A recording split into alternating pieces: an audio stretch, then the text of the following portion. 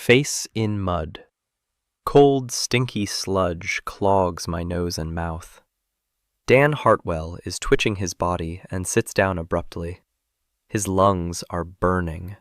He coughs and spits out a clump of dirt with a hint of manure. Before everything floats. My hands are shaking. My shirt from Brooks Brothers is covered to something brown, and it stinks so that I want to take from myself skin. He blinks. Once, twice, three. The world doesn't disappearing. Above head, above sky, without a single trace. To the left is the flet made of trodden clay.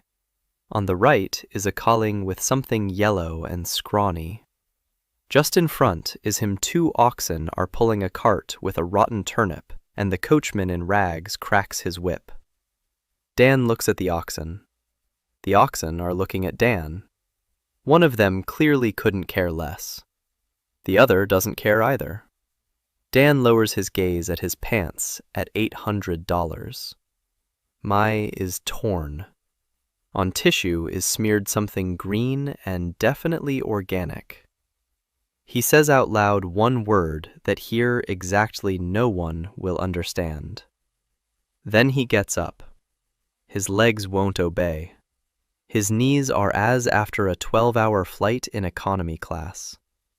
He takes a step and barely almost falls back into ditch. He grabs for a pole. The mate is made of wood, and on it carved something resembling to runes or something very bad graffiti. Dan is standing and breathes. The air smells of smoke and like something sour. No cars, no wires, no sounds except the squeak of the wheels and moaning. The latter thing he remembers is the AFB of an oncoming truck and a thought about insurance after a divorce. So he's dead. Or in a coma. Or it is very expensive role-playing camp for people with headship. He feels himself. His biz. His. None wounds except abrasions. No truck. Wallet. Watch on wrist is blow. The hands have downted at 11:14 in the evening on Friday, which is already definitely will come. Dan takes off his blow and puts in his pocket. Then he turns around toward the road and walks behind the wagon with turnip because the cart is blow, and he doesn't knows where. In 20 minutes the road leads to a stone outpost. The wall into 2 human tall. A gate made of logs reinforced iron. 2 guards in leather vests with short spears. The charioteer stops and pulls out from his pocket a small coin. He hands to the guard. The guard takes the coin and holds out to his teeth. He gnaws the edge. He nods. He lets it go. Dan freezes. He just something, like from that made. Inside, triggered.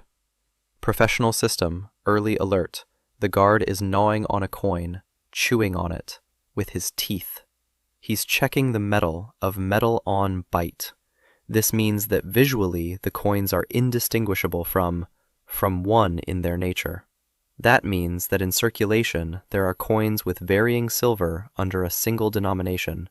This means that here is standard for minting. Dan is even 3 steps toward the goal and sees the second one. Right. The entrance, behind a wooden table, was changing. An old man with scales. 2. Approaches. A woman with a basket of eggs and holds out exactly 1 black coin. She exchanged, puts it on the scales. She frowns. Something, the woman argues. She shakes her head and lets out a handful small copper coins. Dan doesn't know the local language, but he knows arithmetic. He sees that had took a coin 3 times cheaper than the for the passage. 1 and the same coin, 2 different exchange rates. No public exchange. Exchange rates. No fixed ratio. Each exchanged, every trader, every guard sets his price on by eye, on tooth. by mood. For Dan, his breath. Not out of horror, from recognition. He saw it. He studied it. This is in textbooks on history of money. This is economy before standardization, before a single rate, until trust in the exchange. This chaos, this plain slate, and on this blank sheet you can write anything. The guards are watching at him, at his strange clothes, at his unfamiliar face. One of them is... Dan doesn't understand a word. He raises his hands, palms forward, a universal gesture. I unarmed. I am not dangerous. I just very dirty person in very expensive pants. The guard frowns. Then he jabs his spear in the direction of Money Changer. Apparently, he wants for Dan to pay for the passage. Dan takes out from his the only what he has. A wristwatch. A steel case. Glass. A movement. The guard takes the watch and turns it over in his hands. His eyes widen. He shows it to the other guard.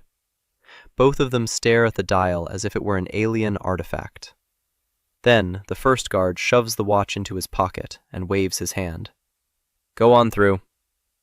Dan walks through. That's how he ends up in Astergard, the capital of the province of Morn, a city of 20,000 souls with a stone center and wooden outskirts. The main street is paved with cobblestones that remember better times. The houses are 2 stories high with tiled roofs. The signs are in a language Dan can't read, but the letters resemble the Latin alphabet, as if a drunk had drawn it. People. Lots of people. Carts, wagons, donkeys, horses, and a smell that makes his eyes water. Dan walks down the street, taking it all in. His brain is running on autopilot. 14 years at an investment bank in Manhattan have turned him into a machine for reading his surroundings. He sees that the townspeople's clothing falls into 3 distinct classes. Coarse fabric means the poor. Dyed wool means the middle class. Embroidery and fur mean the upper class. He sees that there are at least 4 different kinds of coins at the market: black, copper, gray, and the rare yellow ones. He sees that the merchants haggle over prices anew for every transaction, as if yesterday's price didn't matter. He sees that every 3rd stall has a scale, and every scale shows a different weight. His stomach growls. Dan hasn't eaten since yesterday's lunch, or rather, since the lunch in a world that no longer exists. He stops at a stall where a heavy-set woman is selling something that looks like flatbreads with meat. He points to a flatbread, then at himself, then he spreads his arms wide to show he has nothing. The woman shakes her head. No money, no food. The logic is ironclad and universal. Dan moves on. Hunger isn't a problem. Hunger is a motivator. The problem is that he's alone in a foreign world, without a language, without money, without documents, and without a single skill that's valued here. He doesn't know how to fight. He doesn't know how to farm. He can't tell a battle mage from a circus magician, if there even are mages here at all. The only thing he has is a mind filled with 500 years of humanity's financial history. And on the second day, he finds a use for it. He wanders through the market, memorizing prices. He has no paper and no pen, but he has a memory trained to recall hundreds of positions in a portfolio. A sack of grain costs 4 black coins at the south gate and 6 black coins at the north gate. That's a 50% difference over a 20-minute walk. Linen fabric costs 1 gray coin from one merchant and 1.5 gray coins from the one next door. Yet they're selling the exact same linen from the very same cart. Oil is cheaper in the morning and more expensive in the evening, but fish is the opposite. There's no logic to it other than habit and greed. On the 3rd day, Dan walks into a money changer's shop. Not the one sitting by the gate, but another one, the largest in the neighborhood. A sign with scales painted on it. a heavy oak door. Inside, it smells of metal and old books. Behind the counter stands a gaunt old man with a sharp nose and eyes that appraise everything, including the air. His name is Hans Verein. He's 62 years old. He's a third-generation money changer. His scales are the most accurate in Astergard. His word is worth a lot. His patience is worth even more. Dan walks in and gestures to ask to see the scales. By this point, he's already learned 24 words in the local language. Hello, thank you, how much, money, yes, no, scales, that's enough.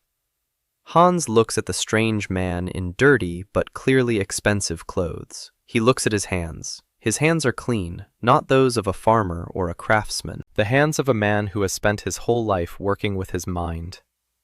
Hans silently pushes the scales toward him. Dan pulls 10 black coins from his pocket. Coins he'd collected over 2 days by picking them up from the dirt where someone had dropped them and by trading his belt to a junk dealer. He places 5 coins of the same denomination on the scales. He jots down the weight with his finger on the dusty counter. He places 5 coins of a different denomination on the scale. He records the second weight. The difference is 23%. The exact same coins with the same face value weigh nearly a quarter differently. Dan takes a piece of chalk from the counter and draws a table on the countertop. 2 columns. On the left are the heavy coins. On the right are the light coins. In the middle is the difference. Then he draws a second row. If Hans has 100 customers a day and half of them pay with light coins, and Hans gives change with heavy coins, then in a day he loses this much. In a week, this much. In a year, this much. He writes down the number. Hans is silent. His eyes slowly widen. The number on the counter is equal to the value of the house he's standing in. 2 years of work. For 2 years he accepted light coins at face value and gave back heavy ones at the same face value. And he gave the difference away to anyone who understood this. And many did. They just kept quiet. Hans is silent for a full minute. Then another. Then he pulls a bottle and 3 glasses from under the counter. He pours himself a drink. He pours one for Dan. He pours one for the apprentice standing in the corner with his mouth agape. Hans downs his in one gulp. He sets the glass down. He looks at Dan and hoarsely utters a phrase from which Dan understands 3 words. Sir, sit, nowhere. Dan sits down. He doesn't yet know that he has just founded Valestria's first bank. On the counter, a money changer, with a piece of chalk and a single, honest chart. The first week, Dan sleeps in sleeping bags with rags in the storage room of Hans's there, something that is an apprentice. Porridge in the morning, soup in the evening, bread like dents that it can be used to nails into. The stomach is rebelling at first 3 days, and then he gives up. Dan is learning a language. At 12 hours a day, he listens as Hans bargains with customers and repeats about himself every phrase. At the end, the first week, he might say 50 words. By the end, the second one, and a half hundred. Toward the end of third, he is already drawing curves, but clear sentences. Hans doesn't hurry. Hans watches. The old survived 3 famine, 2 fires, and 1 change emperor. He knows how to wait. But every evening he sits down across from Dan and asks one and the same question. Where are you? Dan, every time, answers the same, and the from afar, very far away. Hans grunts and pours into glass. Meanwhile, Dan is learning the language he is learning and the world. The Empire of Valestria, 1.5 centuries of existence, 3 climatic zones from snowy north to the dusty south. 12 faces is local gods. Emperor Cassian VII is a boy 17 years who signs that they say. Regency Council is 5 old men who decide on the boy. Silver ducat is the main coin that contains silver less than lead. Merchant guilds in the north refuse to accept the imperial coin. The peasants are rebelling because that taxes are in silver, of which them don't have. The 3 great houses secretly are negotiations with a neighboring theocracy. Everything is falling apart, slowly but surely. Dan listens and finds out everyone's symptom. Monetary system is in ruins, trust in institutions is zero, central authority is weak, regional elites are pulling the blanket. Inflation is eating away at savings. Credit is available only through loan sharks with interest of 10 to 300 per year at random. He saw it in textbooks. Europe 13th century, Russia of the 1990s, Argentina 2000s, other titles, those same laws. On 4th week, Dan suggests Hans a deal. Not verbal, in writing. He takes a sheet paper and writes, Hans Varane provides a room, scales, and a name. Dan Hartwell presents a method for and settlements. Profit is divided in half, losses are split in half, the term of the 1 year. Each party may withdraw by giving 1 month. Hans is reading. He rereads it. He raises his eyes. He says that in this city never have seen a trade agreement recorded on paper with the terms for both parties. Usually one dictates, the other puts up with it. Dan replies that is half of end with a in the back. Hans thinks 3 days, then he signs it. First thing Dan changes is accounting. Hans keeps records in a column in a single column. There were this much out, this much. The balance is unknown. Some amounts get lost along the way, and Hans attributes this to his memory and age. Dan sits down next to him and draws 2 columns. The left one is the debit, the right one is the credit. Every coin that comes into the shop is recorded on the left. Every coin that goes out is recorded on the right. The total must balance down to the last copper coin. If it doesn't, it means either a mistake or theft. There's no third option. Hans sees this as sorcery. His apprentice, a young man named Tobias, sees it as torture. But after a week of keeping double-entry records, something comes to light that makes Hans's face go pale. His apprentice, Tobias. 18% of the turnover. Every day when the shop closes, Tobias discreetly slips some copper coins into his pocket. Not large sums, just a little at a time. But over 2 years, it has added up to enough that Hans could buy a second shop with the money. Hans grabs a knife. Dan grabs his hand. Not because he feels sorry for Tobias, because a dead thief won't return the money, but a living one can work it off. The 3 of them sit down. Tobias is trembling. Hans is wheezing with rage. Dan calmly places a piece of paper in front of Tobias and explains. Here's the amount you stole. Here's the time frame in which you'll work it off. Here are the terms. If you fulfill them, this stays between us. If not, Hans will take you to the city judge, and they'll cut off your hand. Tobias signs without looking. Hans looks at Dan with an expression that Dan will later learn to recognize. It's the expression of a man who, for the first time, realizes that a problem can be solved not with blood, but with paper. 2 days later, the first customer, whom Dan finds on his own, comes into the shop. A middle-class merchant named Richter. He deals in fabrics. He has a problem. His manager in another city sends reports saying everything is going smoothly, but for some reason, profits are falling every quarter. Richter can't figure out why. He doesn't know how to read his own books. Dan asks to see the records. Richter brings a stack of papers tied with twine. Dan spends 2 days going through them. Then he sits down across from Richter and explains. The manager buys fabric at one price, but enters a different price in the report. He pockets the difference. Over the course of half a year, he has stolen an amount equal to Richter's shop's annual turnover. Here are the figures. Here is the evidence. Here are the names of the suppliers you can check with. Richter sits there with his mouth agape. Then he asks how much Dan wants for this work. Dan names his price, 5% of the recovered amount. Richter pays that very same day. Word gets around. By the end of the 5th week, 3 more merchants with similar problems come to Dan. One has a clerk who's stealing, another has a partner in a neighboring town who's underreporting revenue. The third has such a mess in his records that he doesn't even know how much money he has. Dan sorts through each case. Dan does the math. Dan draws up spreadsheets. Dan explains. And each time, he takes 5% of the proceeds. Money starts coming in.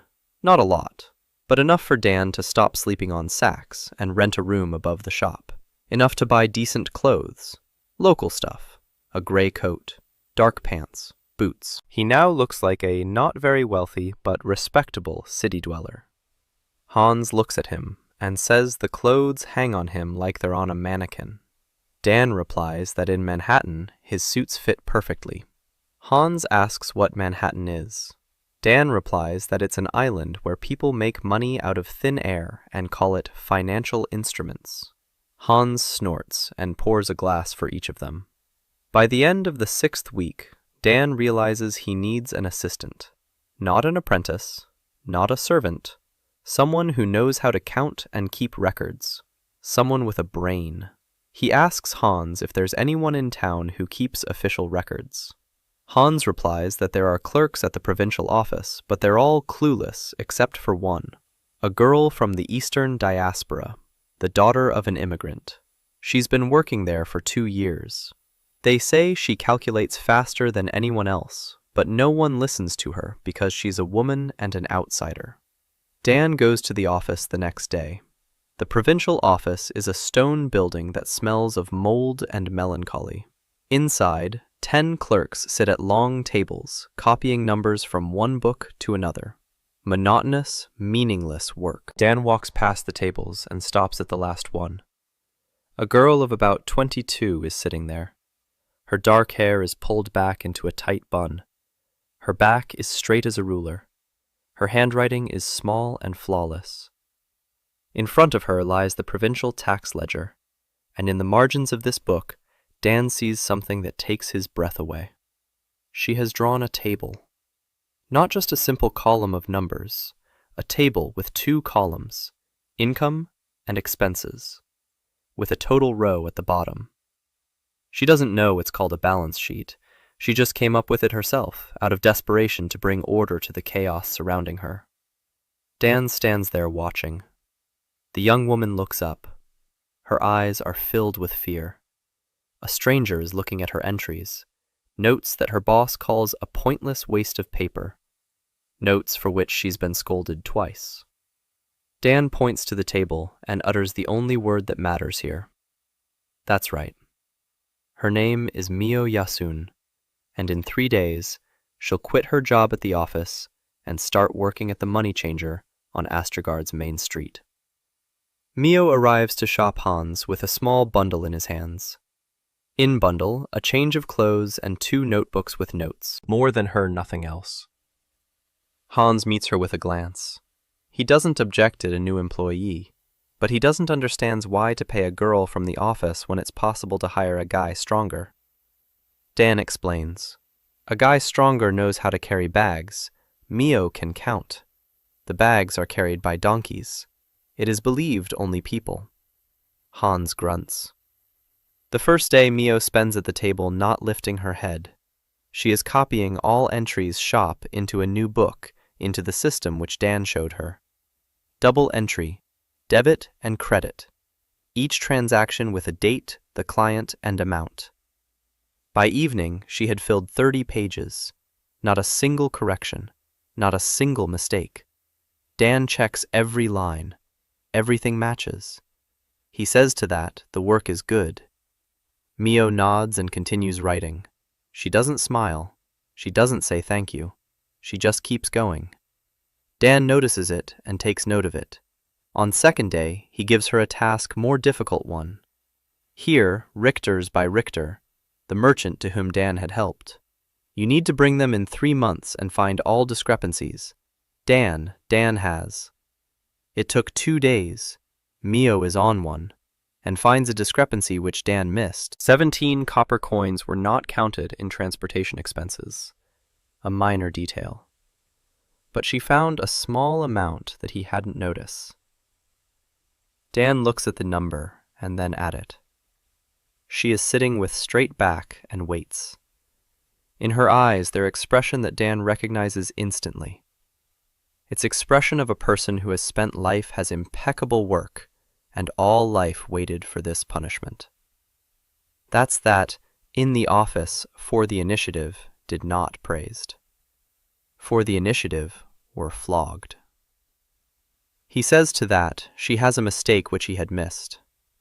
Mio shudders. She waits to hear more. She waits the word that begins with, but. But, you don't should have. But, in next time, ask. But, this not your business. Dan says, thanks. Just thank you. Mio blinks, then lowers her head and continues working. But the tips of ears turn red, and she really hopes that this no one doesn't know. Hans sees it. And for the first time in months, he stops grumble about excess mouth. In the middle of the 2nd month in Astergaard, shop Hans stops be just a shop money changer. It turns into something new. Something for which in this world else doesn't name. Dan is making deposits. The merchant brings 100 silver ducats. Dan weighs each coin. He records the weight. He issues a paper receipt stating the amount, not in pieces, but in the weight of silver. The receipt is signed by Dan and Hans. It is sealed with Hans's personal seal, which he has been using for 40 years. A merchant can come any day and collect his money by weight, not by face value, but by weight. This is the key difference, the very thing that makes merchants' eyes light up. The first to try out the system is a grain merchant named Folk. He deposits 120 ducats for safekeeping and receives a receipt. He travels to Morn, a city 2 days' journey away. There, Hans has an old acquaintance, another money changer. Dan had written him a letter in advance, explaining the system. Folk goes to the money changer in Morn and shows him the receipt. The money changer checks the seal. He compares it to the letter. He hands Folk 120 ducats, according to the weight specified on the receipt.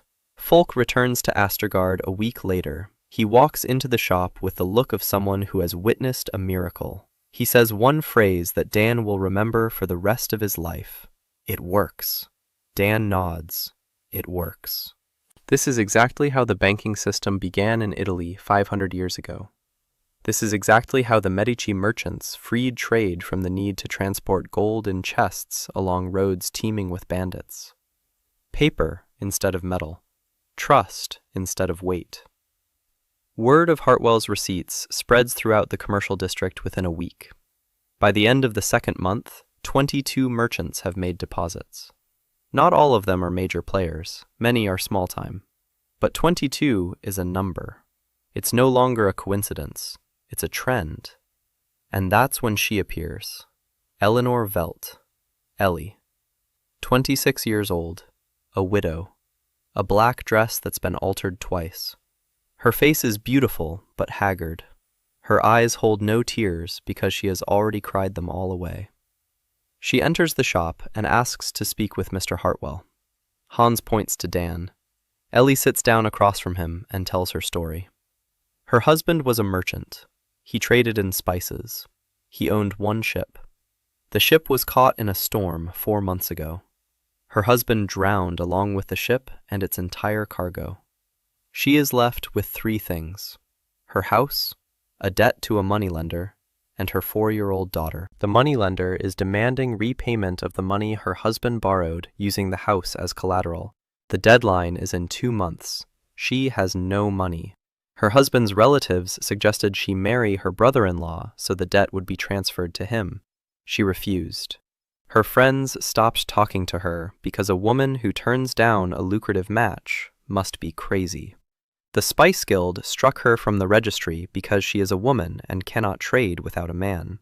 She came to Dan because she heard he helps people with numbers, and because she has nowhere else to turn. Dan listens in silence. Then he asks her to bring all the papers left behind by her husband. Ellie brings them the next day, a sack full of papers, contracts, receipts, and IOUs. Dan and Mio sort through them for 3 evenings in a row, and they find something Ellie didn't know. Her husband didn't just borrow money, he also lent money to 5 merchants who owed him sums totaling more than twice what he owed the loan shark. These merchants have remained silent. They're hoping the widow won't figure out the paperwork and that the debts will simply disappear on their own. Dan figured it out. Dan sits down across from Ellie and lays out her own ledgers in front of her. For the first time in her life, she sees the full picture of her financial situation. He shows her who owes her money, how much, and for how long. He shows her that if she collects these debts, it will be enough to pay off the loan shark, cover 6 months of living expenses, and start a new business. Ellie looks at the numbers, then at Dan, then back at the numbers. She is silent for a long time. Then her shoulders begin to shake, and she covers her face with her hands. She isn't sobbing uncontrollably. She's crying quietly. This is how people cry when, for the first time in months, they feel something other than despair. Dan doesn't touch her. He doesn't comfort her. He just waits. When she lifts her head, he says one thing. "Ms. Welt, you have a plan. Let me help you work it out." He doesn't give her money. He gives her something more valuable. A loan. The first fair loan in the history of this city. Enough to cover the costs of debt collection and the first shipment of spices. A fixed interest rate. 12% per year. Not 10, not 300, 12. Because Dan calculated the risk, and 12 is a fair price for a widow with assets and a plan. The term is 6 months. Repayment in installments. No collateral on the house.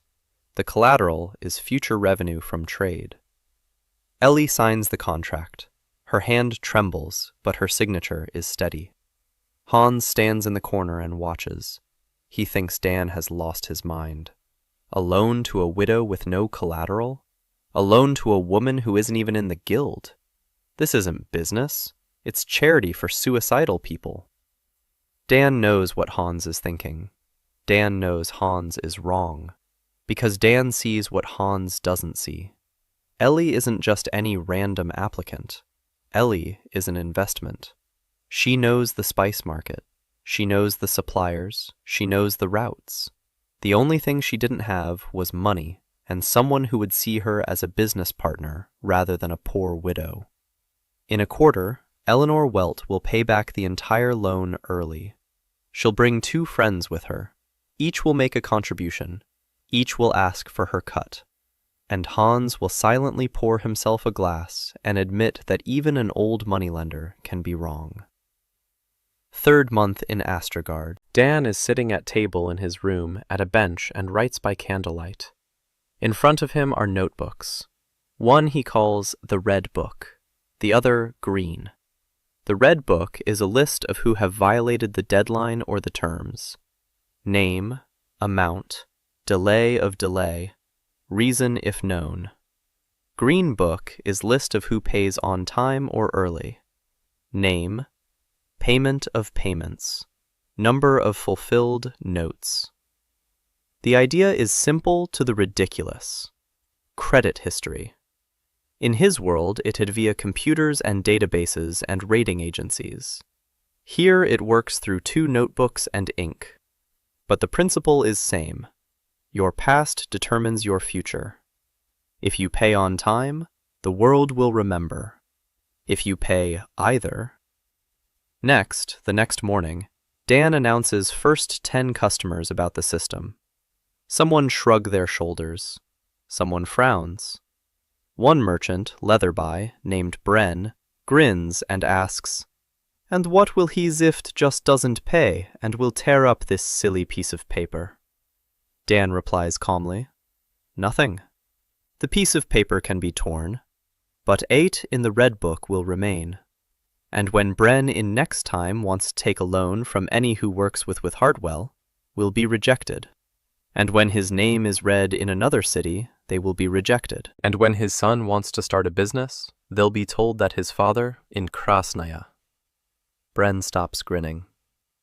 Bren pays on time. After a month sign up at Greenbook Want. Not because that Dan makes me. It's because Greenbook begins work as a recommendation. The merchant from Morna arrives to Astergard and asks from who here can talk business. It is shown the Green Book. He reads the names. He sees the history of payments. It selects a partner rather than based rumors, but based on recordings. For the first time in the world, honesty becomes a quantity. But Dan can't do everything himself. His days stretch out to 18 hours. In the morning, he counts the deposits and checks Mio's records. In the afternoon, he sees clients and goes over their books. In the evening, he writes letters to Hans's partners in other cities. At night, he thinks. He thinks about scale.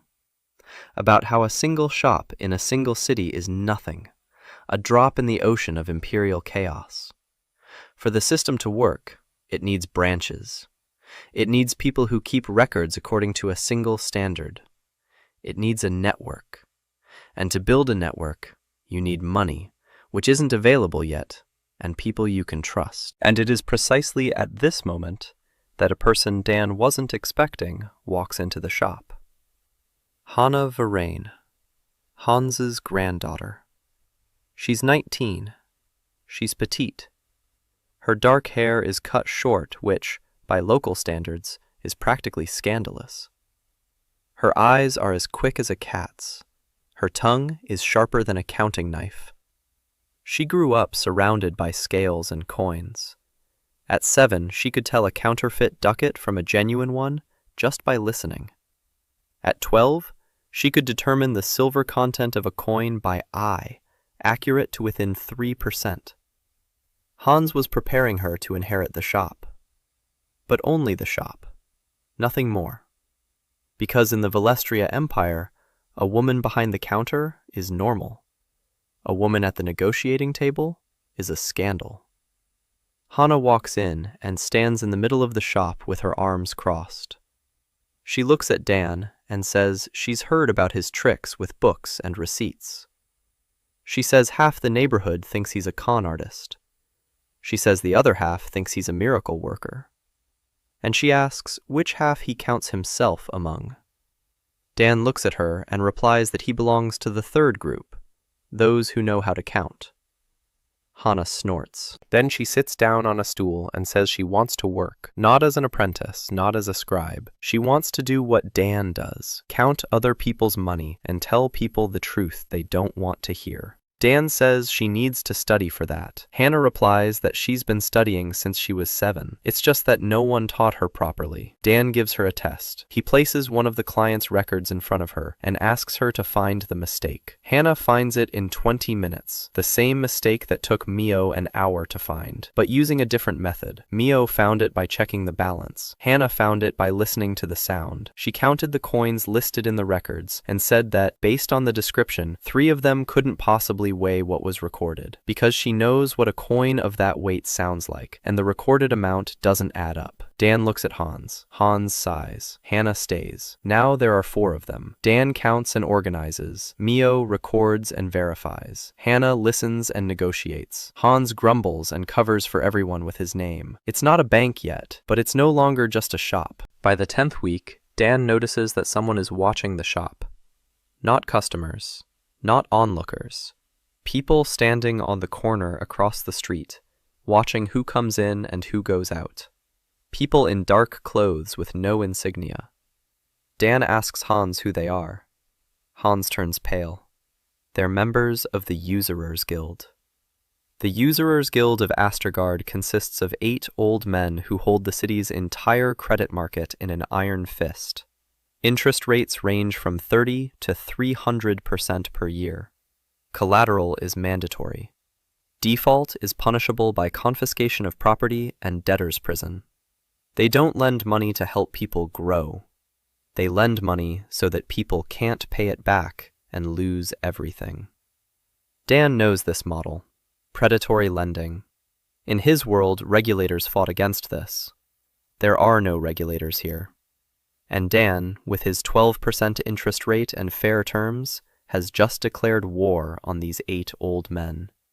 He didn't plan it, but money abhors a vacuum. When fair credit appears, predatory lending begins to die, and predators don't die quietly. One evening, Mio stays late at the shop to finish up the quarterly report. She hears footsteps on the street, then a sound at the back door. Someone is trying to pick the lock. Mio doesn't scream. Mio grabs a heavy bronze candlestick from the table and stands behind the door. The lock clicks. The door opens. A hooded figure enters, holding a knife. Mio strikes the figure's hand with the candlestick. The knife falls. The figure hisses in pain, turns around, and runs off into the darkness. Mio stands in the doorway, candlestick in hand. Her hands are shaking. Her knees are weak. She sits down on the floor and stays there for half an hour until Hannah comes to check on the shop before going to bed. Hannah finds Mio on the floor, clutching the candlestick. The knife is on the floor. The lock is broken. Hannah asks no questions. She sits down next to her and takes Mio's hand. Then she gets up and goes to wake her grandfather. In the morning, Hans tells Dan. Dan stands in silence. His face is expressionless. His hands are in his pockets. Inside, something is happening that makes him want to flip the table over and scream, but he doesn't scream. He thinks. Someone tried to break into the office. If Mio had left in time, the man with the knife would have walked into an empty shop. He didn't come for the people. He came for the books. To destroy the records. To destroy the receipts. To destroy the evidence. Without the paperwork, Dan's system is nothing. Words that no one can confirm. Dan realizes 2 things at once. First, his system is already dangerous enough to warrant sending a man with a knife after it. That means it works. Second, he needs security. Not walls, not locks. A person. Someone who will watch his back while he looks at the books. Hans nods. He knows who to call. Kim So-yun appears at the threshold the shop at the next morning. Hans sent for her a note that evening, and she came at dawn. 27 years, average height, black hair tied back under a leather strap, clothing dark and practical. On belt, short sword and a knife. On his back, a bow in leather sheath. Ah is calm as the surface of a lake in calm. Eyes that see everything and do not reveal anything. She is the boat of a mercenary from the southern diaspora. She grew up in a gunsmith's among blades and whetstones. She worked as a bodyguard for 3 employers in a row. All 3 are which, according to local standards, is the best recommendation of possible. Hans knows his father. Her died 2 years ago. Kim works alone. She enters the and silently looks around the room. Windows, doors, corners, ceiling beams, distance from counter to the exit. Then looks at Dan. Dan looks at her. He sees in him a professional, the kind of professional who doesn't say about his work because that work speaks for itself. Kim asks one thing: who to defend. Hans says that Mr. Hartwell. Kim nods. She asks the second one. From whom? Hans explains about loan sharks. Kim nods again. He names a price. Hans bargains. Kim waits. Hans gives in. Kim takes a seat by the door and falls silent for the day. Literally. Not a word until evening. Dan, a few times, tries with her to talk to her. Kim responds with a nod or shaking her head. Hannah says that it's normal. Kim So-yun once didn't talk with her previous employer for 3 months. He decided that she was mute. Then she uttered one phrase that saved his life. After that, he stopped complaining about her silence. Dan accepts it. She, him doesn't time for social conversations. He, him has time to work. That's that on 4th month in Astrogard began to pick up speed. Eleanor Velt repay the loan, ahead of schedule, on 3 weeks earlier the deadline. It is in the, and puts on table a small bag with coins. The total is complete, with interest. Dan recalculates, Mio writes it down, Hannah weighs each coin. Everything adds up. Ellie is standing across from, and for the first time for 4 months, her face something other tiredness. Not a smile, not joy, something quieter and deeper. A sense of relief of a person who has proven to himself that he can. Dan fits her name in, Green Book, Eleanor Velt, Trade in Spices, paid off early. First entry. It shows her the page. She looks at her name, written in black ink in book which will be preserved for years to come. Her name, not the name husband's, not the name brother's husband's. Her. She thanks and leaves. 2 days he brings 2 friends. Both are widows, both are similar situations, both are making contributions. Hans silently pours himself a glass, but Dan is already thinking about next step. One bench in one city is the foundation, but the foundation without a building is just a hole in ground. He needs Morn. Morn is the main city of the province, in 10 times larger Astergard, the fair 4 times a year, the care of the governor, headquarters of the Grand House Mornin. If the receipts Hartwells will work in Morn, they will work everywhere. Dan is discussing this with Hans. Hans is against it. He says that it's too fast. What they too small? That big city will devour them and won't notice them. Dan agrees that the risk is high, then asks Hans what will if they stay small ones. Hans remains silent. They both know the answer. If they stay small, usurers will crush them. Not right now. In half a year. In a year. Someday on a quiet evening the shop will light up and no one will see who held the torch. Grow or die. An old formula. It works in any world. Dan begins preparing to open a second branch. He writes letters. He does the math. He looks for a location through Hans's contacts in Morn. But the main problem isn't the location. The main problem is who will run the branch. Dan can't be in 2 places at once. Mio is too valuable in Astergard. Hannah is too young and impulsive to manage on her own. Hans is too old to relocate. The answer comes on its own. Ellie. Eleanor Welt knows the business. She knows people.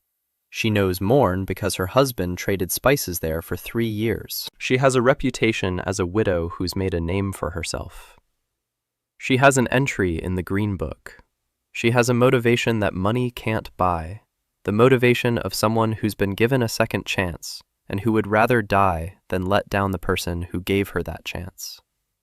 Dan offers her the position, manager of the second branch of Hartwell's accounting firm in Morn, a fixed salary plus a share of the profits, full responsibility for operations, reporting only to Dan.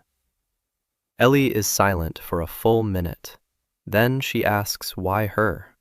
Dan replies that her books balance. It's not a compliment. It's a statement of fact.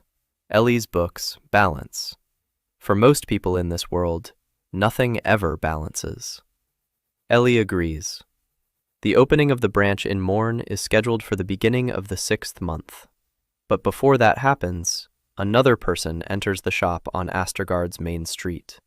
A young woman in a white veil, a novice of the Order of the 12 Faces. Her name is Astrid Morna, the younger sister of the head of the great house of Morna.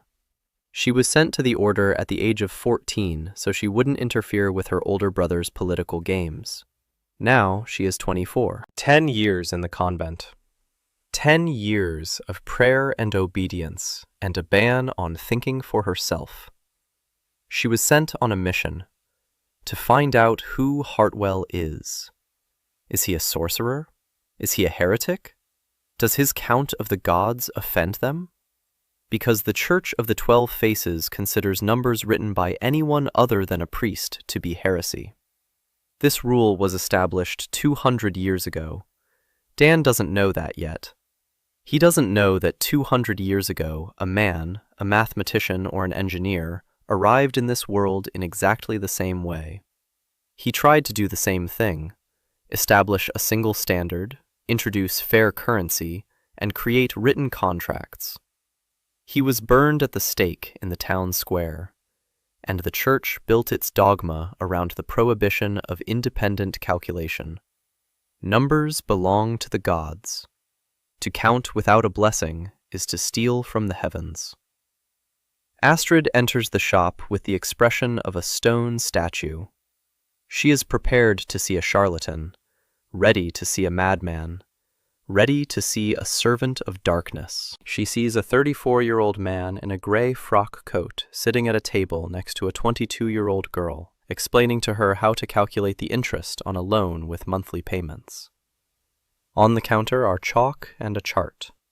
On the table are books with neat columns of numbers. In the corner, an old man with a wrinkled face pours himself a drink from a bottle. A woman with a sword stands silently by the door. Nothing demonic, nothing heretical, just numbers. Dan looks up and sees a white veil. He doesn't yet know what it means. But Hans does. Hans turns pale. Astrid says she has come on behalf of the Order, that she has been tasked with investigating the nature of Mr. Hartwell's activities, that the Order is concerned about rumors of a new method of calculation that has not received its blessing. Dan listens. Then he does what he always does when he doesn't know how to respond to a threat. He asks a question. He asks Sister Astrid if she knows how to count. Astrid replies that of course she does. A monastic education includes arithmetic. Dan places a sheet of paper and a problem in front of her. If a merchant borrows 100 ducats at 20% interest per year and pays equal installments every month, how much will he pay in a year? Astrid picks up a quill. She calculates. Her eyes change. She arrives at a number. Then she recalculates. She arrives at the same number. Then she looks up at Dan with an expression he recognizes. It's the expression of someone who has just seen something both beautiful and terrifying at the same time. Beautiful because it works. Terrifying because her whole life she'd been told it was forbidden. Astrid says she needs to think it over. Dan nods. Astrid leaves. She doesn't sleep for 3 nights. Because an earthquake is raging inside her head. Everything she'd been told for 10 years about the sin of numbers is crumbling under the weight of a single compound interest problem. She returns 4 days later, without the white veil, with a notebook full of formulas, and with one question. She asks Dan if it's true that her mind isn't a sin. Dan replies that her mind is a gift, and that forbidding her to use it is a crime. Not her crime. Astrid stands in the doorway and says nothing. Then she walks inside and sits down at the table next to Mio. Kim stands by the door, watching the street. Hannah is behind the counter, discussing the exchange rate with a customer. Hans, in the corner, grumbles that there's no room to even turn around in his shop anymore. Dan looks at them all and thinks that 2 months ago, he was alone in a dirty ditch with manure on his pants. And now he has a team. A small one, a strange one, a frightened one, but a team. And in a month, this team will open a second branch, and then it will all really begin. Morn meets them with rain, a cold, light rain that transforms the streets into rivers of cart and forces the horses to slip on cobblestones. Dan, Ellie, and Kim arrive in a wagon loaded by books and scales and 3 boxes of a supply of ink. Hannah stayed in Astergard to help her grandfather. Mio stayed in charge of the books. Astrid returned to the monastery because that her disappearance was noticed and the abbess demanded an explanation. Astrid said that observation of Hartwell is continuing. Formally, it didn't lie. She is indeed watching. Only now is she be the time to condemn, but for in order to understand. Morn is a city of a scale, 50,000 residents. Stone walls in 4 times tall. Port on river. Fairground Square measuring as 3 city blocks of Astergard. The residence with towers, which can be seen behind 2 hours of travel. And money. A lot money, which flows by and through this city as water through a sieve. The room for the branch I found Hans, an old stone house on Torgovia Street, between a shop cloth and the cooper's workshop. 2 floors. Downstairs, a room for clients. Upstairs, rooms for work and living quarters. Basement is dry and with thick walls. Dan is inspecting the basement first thing. Here will be storage area. Not for gold, for books. That's that books in his world cost more than gold. Ellie takes the case into her with the very day. She hires 2 assistants from the locals. The guy by named Lorenz, who can write, and a woman by named Greta, who 20 years had been at the Mono and knows every merchant in Morn by name. Ellie teaches them system, double entry, receipts by weight, red and green books. Lorenz gets quickly. Greta is slower, but her knowledge of people makes up for everything. She says Ellie, who can trust and who not. This information that you can't for money. Dan spends in Morn 2 weeks, helps regulate processes, occurs with merchants, explains the system. Every meeting is a little performance. Dan sits down across from the merchant and says that doesn't ask him money. She asks to show the books. The merchant frowns. What books? Records, expenses, income, debts. The merchant fumbles. Entries is intimate thing in this world. Show posts to a stranger everything the same as to undress in the square. Dan says that he a doctor for money. A doctor needs see the wound in order to treat it. This analogy works. People here understand doctors. The vendor shows the records. Dan looks at them. He finds the problem, explains, offers a solution. Doesn't take money for the first consultation. Charges only a promise to think it over. Out of 10 merchants, 4 return in a week. Of 4, 2 open savings accounts. Of the 2, 1 asks a loan. Conversion 40% on first stage, 20 in second, 10 on third. Normal numbers.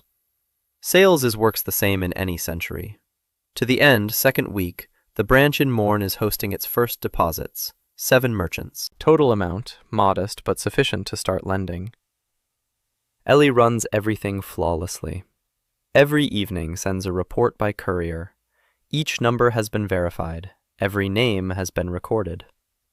Dan reads her reports and feels something like pride. Not for himself, for her. 4 months ago, she was sitting in an empty house with an IOU and a blank stare. Now she runs a branch office with 2 employees and doesn't allow herself a single slip-up. Dan returns to Astergard and immediately faces a problem he didn't expect. Hannah. Hannah is angry.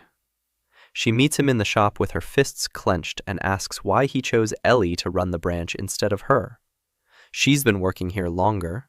She knows coins better than anyone in town. She's ready. Dan sits down across from her and answers honestly. She isn't ready. Not because she's stupid, not because she's young. It's because she doesn't yet know when to keep quiet. It's because a merchant 3 times her age isn't going to talk to a 19-year-old girl who snorts and rolls her eyes. It's because management isn't just about numbers. It's about people. And people in this world don't forgive insolence from those who have neither a title nor gray hair. Hannah listens. She blushes. She clenches her teeth. For a second, it seems as though she's about to turn around and storm out, slamming the door behind her.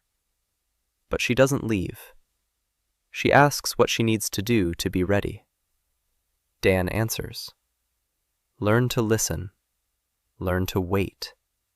Learn to speak in a way that doesn't make the person across from you feel like they're being lectured. And yes, stop drawing faces in the margins of the ledger. Hannah says it's not a face, but a chart of Baron Veller's mood. and that the chart explains why he agreed to 14%. Dan looks at the margins. There really is a face drawn there, with the corners of the mouth turned down and an arrow pointing downward. Next to it is the number 14. He closes the ledger and tries very hard not to smile. In the 5th month, an event occurs in Astrogard that changes the stakes of the game. A man in expensive clothing, with a coat of arms on his cloak, enters the shop. The coat of arms is a silver falcon on a black field. House Ascari, one of the 3 great houses of the empire. The man does not introduce himself. He requests a meeting with Mr. Hartwell on a business matter. Dan receives him in the upstairs room. Kim stands by the door. The man sits down and says that Lord Ascari sent him. The House of Ascari needs a loan. The amount he names makes Dan freeze for half a second. It's more than Hans's shop's total turnover for 2 years. It's more than the combined deposits of both branches. It's a sum that would give a normal money changer a heart attack. Dan doesn't bat an eye. 14 years in Manhattan have taught him not to show surprise when it comes to money. He asks what the money is for. The man hesitates. Then he says that Lord Ascari owes the capital's moneylenders a sum exceeding the value of 2 of his castles. The interest is piling up. His lands are being seized. The house needs refinancing. Dan knows that term in a world where it hasn't even been invented yet. Replacing an expensive debt with a cheap one, buying out the obligations from a creditor and restructuring them on fair terms. A classic maneuver. He'd done it dozens of times in his past life. Only there, the sums were measured in millions of dollars, and here in thousands of ducats. But the principle is the same. Dan says he'll consider the offer. He needs to see the Ascari house's ledgers. All of them. For the past 10 years. The man turns pale. The ledgers of the great house are a state secret. Dan shrugs. No ledgers, no loan. Without a loan, the Ascari house will lose its 2nd castle in a year, the 3rd in 2 years. In 3 years, all that will remain of the house is its coat of arms and memories. The man leaves. He returns a week later with 3 chests full of documents. Dan and Mio lock themselves in a room for 5 days. They sleep 4 hours at a time. They eat at the table without looking up from the papers. Kim brings food and silently carries away the empty plates. Hannah tries to help, but Dan sends her downstairs. It's too important and too sensitive to attract unnecessary attention.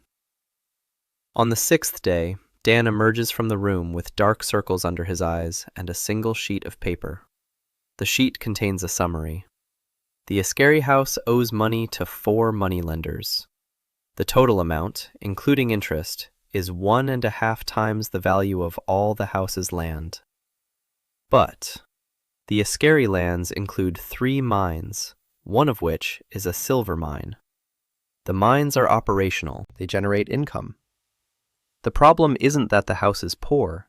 The problem is that all the income from the mines goes toward paying interest on old debts, leaving nothing for anything else. A classic debt trap. Dan has seen this 1,000 times. A company that makes money but can't pay off its debts because the debt is growing faster than its income. There is a solution. Refinancing. Buy out all of Ascari's debts from the loan sharks at a discount. Provide a new loan at a low interest rate with a long term. Tie the payments to the mine's revenue. In 5 years, the house is in the clear. In 10 years, the house is rich. And all that time, the house owes nothing to the loan sharks, but to Hartwell Bank. Dan realizes this is more than a deal. It's leverage. A great house that owes you more than its lands are worth is a great house that will vote however you tell it to. This isn't blackmail. It's the geometry of power. Whoever holds the debt holds the debtor. Dan writes down the terms, sends them by messenger, and waits for a reply. The reply doesn't come from the messenger. The reply comes in person, on horseback, escorted by 4 horsemen. Lady Serena Ascari, the house head's only daughter. Serena Ascari enters the shop as enter into the people who spend there have owned properties. Straight back, chin, gaze that glides along the walls and people with the same indifference. She 29, tall, dark hair styled in elaborate hairstyle which costs more than monthly income of the shop. The dress, made of fabric which Dan is seeing for the first time. Something between silk and velvet. Dark blue with silver embroidery in the form of falcons. On fingers, 3 rings, each with a stone. Each stone costs more than all there in this room. Who at the door tenses up. Her hand rests on the hilt of the sword. Hannah, behind the counter, freezes with open mouth. Mio lowers her eyes at the book and pretends that but the pen doesn't move. Hans disappears into the back room so quickly that Dan didn't have time to blink. The old head has been through a lot, but encounters with the aristocracy of Ascari are in the list of that he is ready to go through voluntarily. Serena looks at Dan. Dan is looking at Serena. He sees in him an instrument, not a woman, a tool. He was sent father because that his daughter softens the negotiators. Dan knows this trick. In Manhattan, it was so often that it stopped work on it about at 30 years old. He suggests her to sit down. She sits down. Kim closes the door and stands up with behind Dan's. Serena puts on table a scroll with the seal at Ascari and says that her father is ready to discuss the terms. Dan unfurls the scroll. He is reading. Terms proposed by the Ascari differ from what in that Dan. The Ascaris want a loan for 15 years instead of 10, percentage 8 instead of 12, and the pledge only 1 mine instead of 3. Dan puts together a scroll and puts on table. Then he takes a clean sheet paper and a pen. He draws up a table. He shows Serena that at 8% and with only 1 mine as collateral, the bank's risk exceeds a reasonable level. If the price of silver drops by 20%, and this has happened twice in the last 30 years, the bank will lose everything. Serena listens. Her expression remains unchanged. But Dan notices that she's following his calculations. She isn't pretending to follow along. She's actually following along. She understands the numbers. She's calculating in her head alongside him and checking every figure. Dan stops and does something she doesn't expect. He places the papers in front of her and speaks plainly. He knows why she's here. He knows she was sent. He knows what role she's been assigned to play. Let's not play this game. What she needs. Not Dom, not her father. Her. Serena is silent. 1 minute. 2. Kim, standing behind Dan, doesn't move. A vendor is shouting on the street. Somewhere, a cart creaks. Serena says she needs a guarantee. Not for Dom, for herself. If Dom signs this loan and something goes wrong, she'll be the first one her father sells off to pay the debts. 3 engagements, 3 breakups. Each time for political reasons. Each time, her opinion wasn't asked. She doesn't want to be used as a bargaining chip a 4th time. Dan listens. Then he nods. He takes a pen and writes into the contract a clause that no one in this world has ever seen before. Clause 4. The collateral of the House of Ascari may not include obligations related to the marriages of heirs or family members. The personal rights of members of the house are not subject to security under this contract. Serena reads the clause. She rereads it. She looks up. There are no tears in her eyes. The Ascaris don't cry. But something deep within those eyes shifts by a fraction of a degree, like a tectonic plate that moves imperceptibly but changes the shape of a continent. She asks why he's doing this. Dan replies that a good contract protects both sides, including those who are usually forgotten in negotiations. Serena folds up the papers. She says she'll pass them on to her father. She stands up.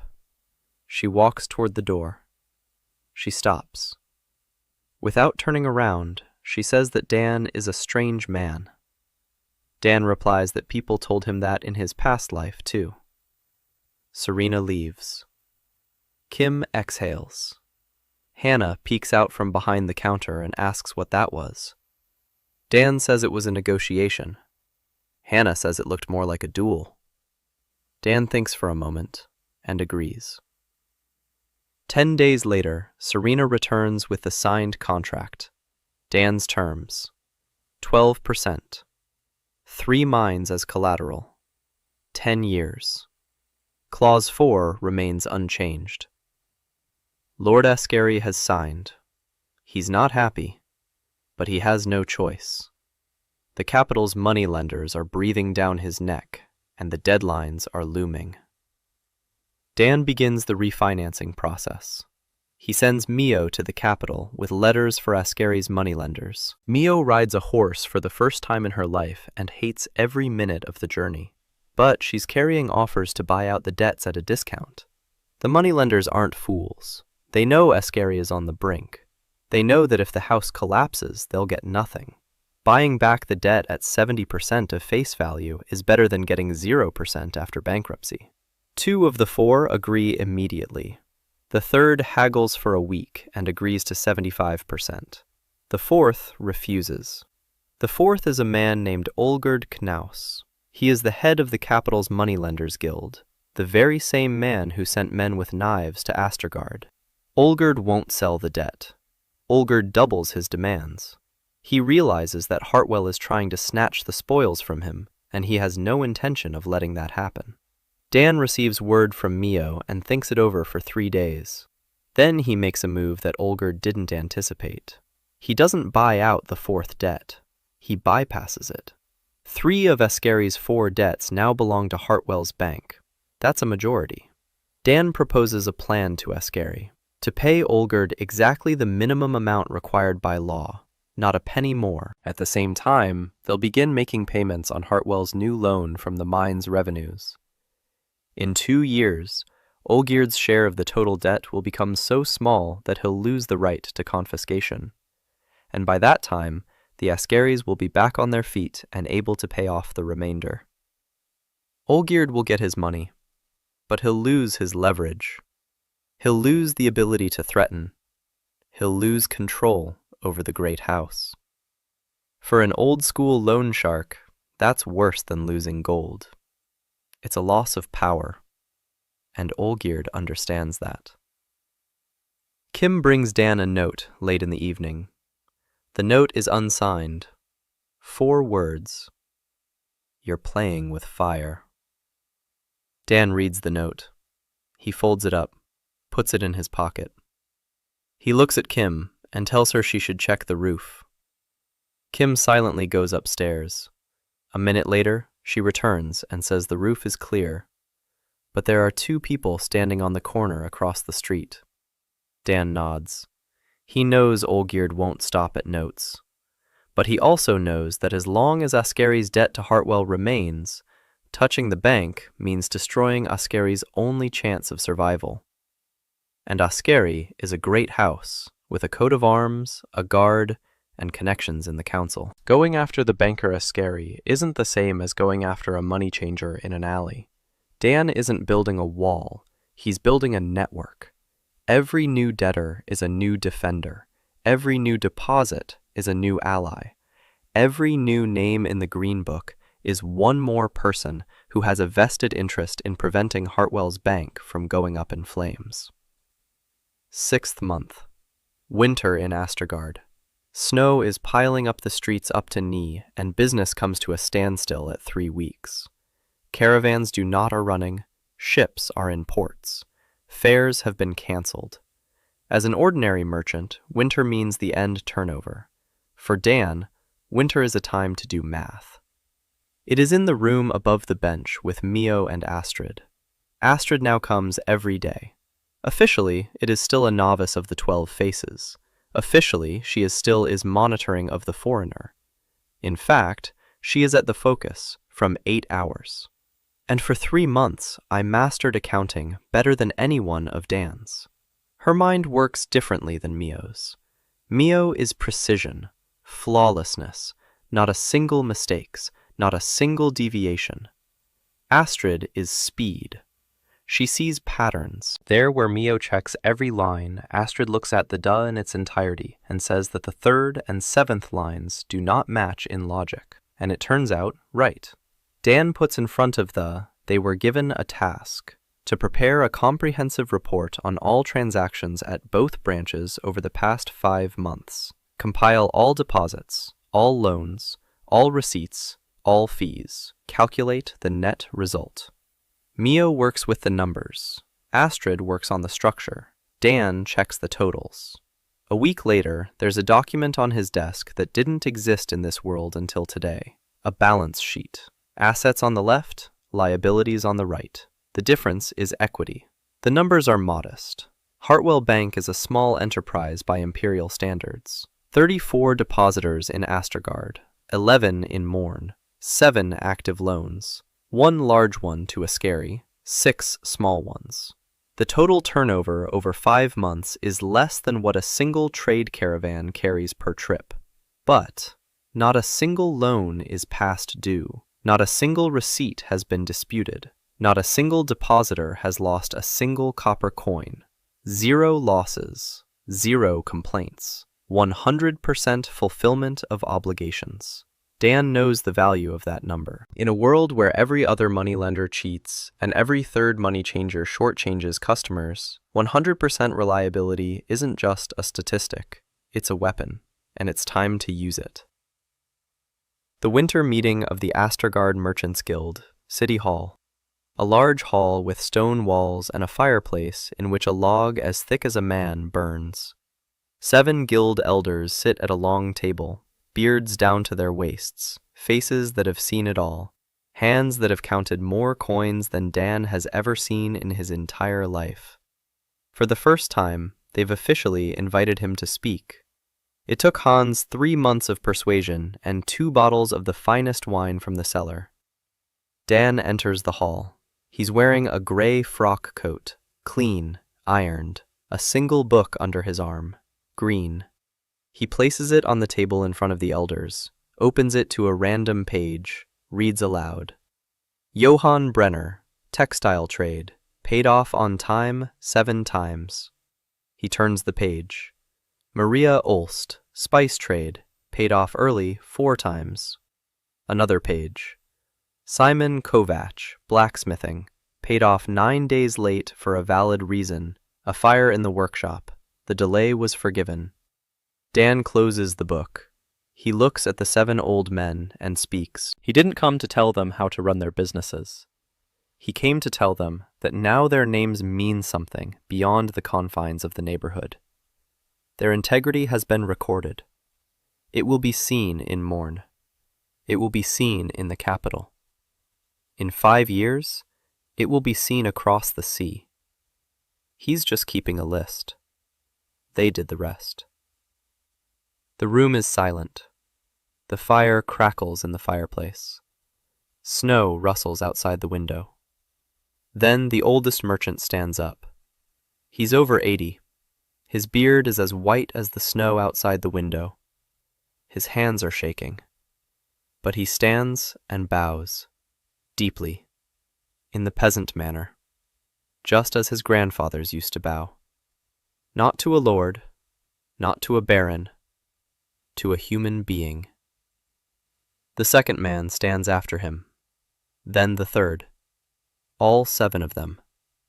Dan stands and accepts their bows, and inside him, something stirs that makes his throat tighten and his eyes burn, because for 34 years, He'd lived in a world where honesty was just a line in a report to the regulator.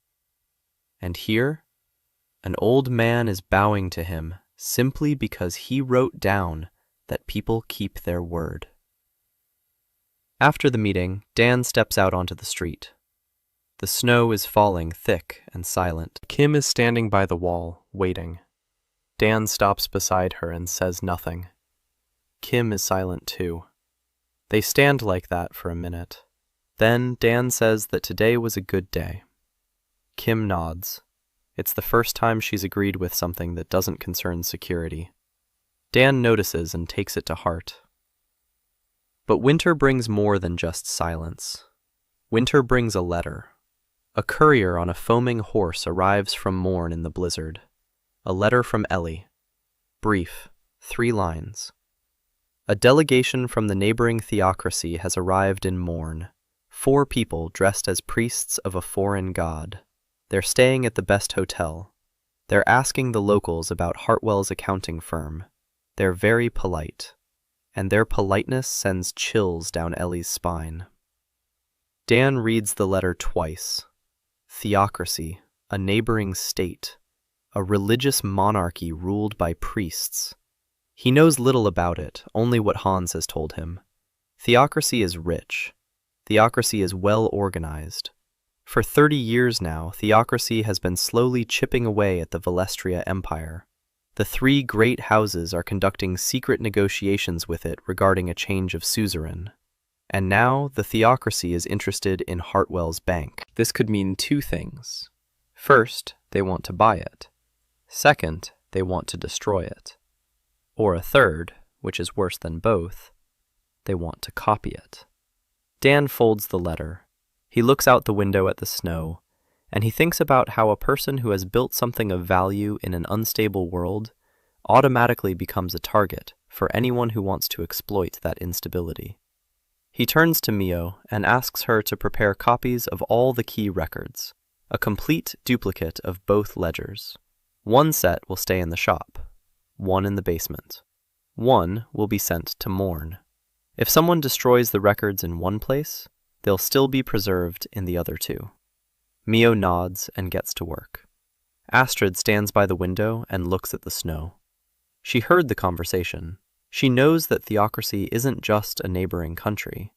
Theocracy is the one who burned the first person who tried to do what Dan is doing, 200 years ago, in the town square, for the heresy of numbers.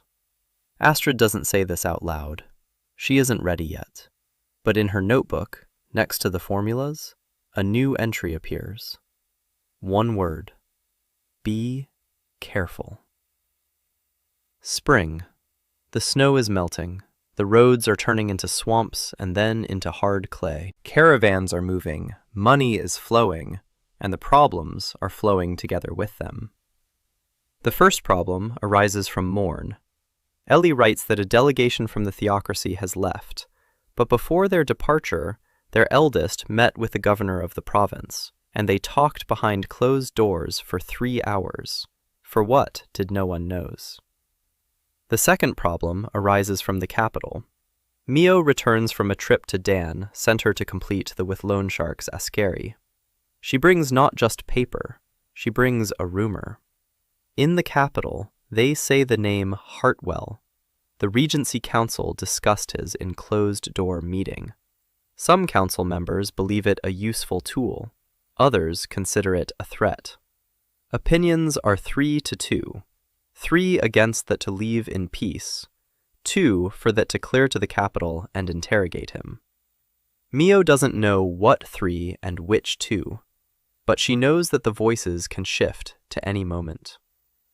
The third problem lies directly before Dan. Astrid.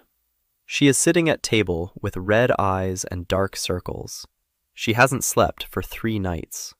Yesterday, an inspector from the Central Temple of the 12 Faces arrived at the convent, a high-ranking priest with inspection authority.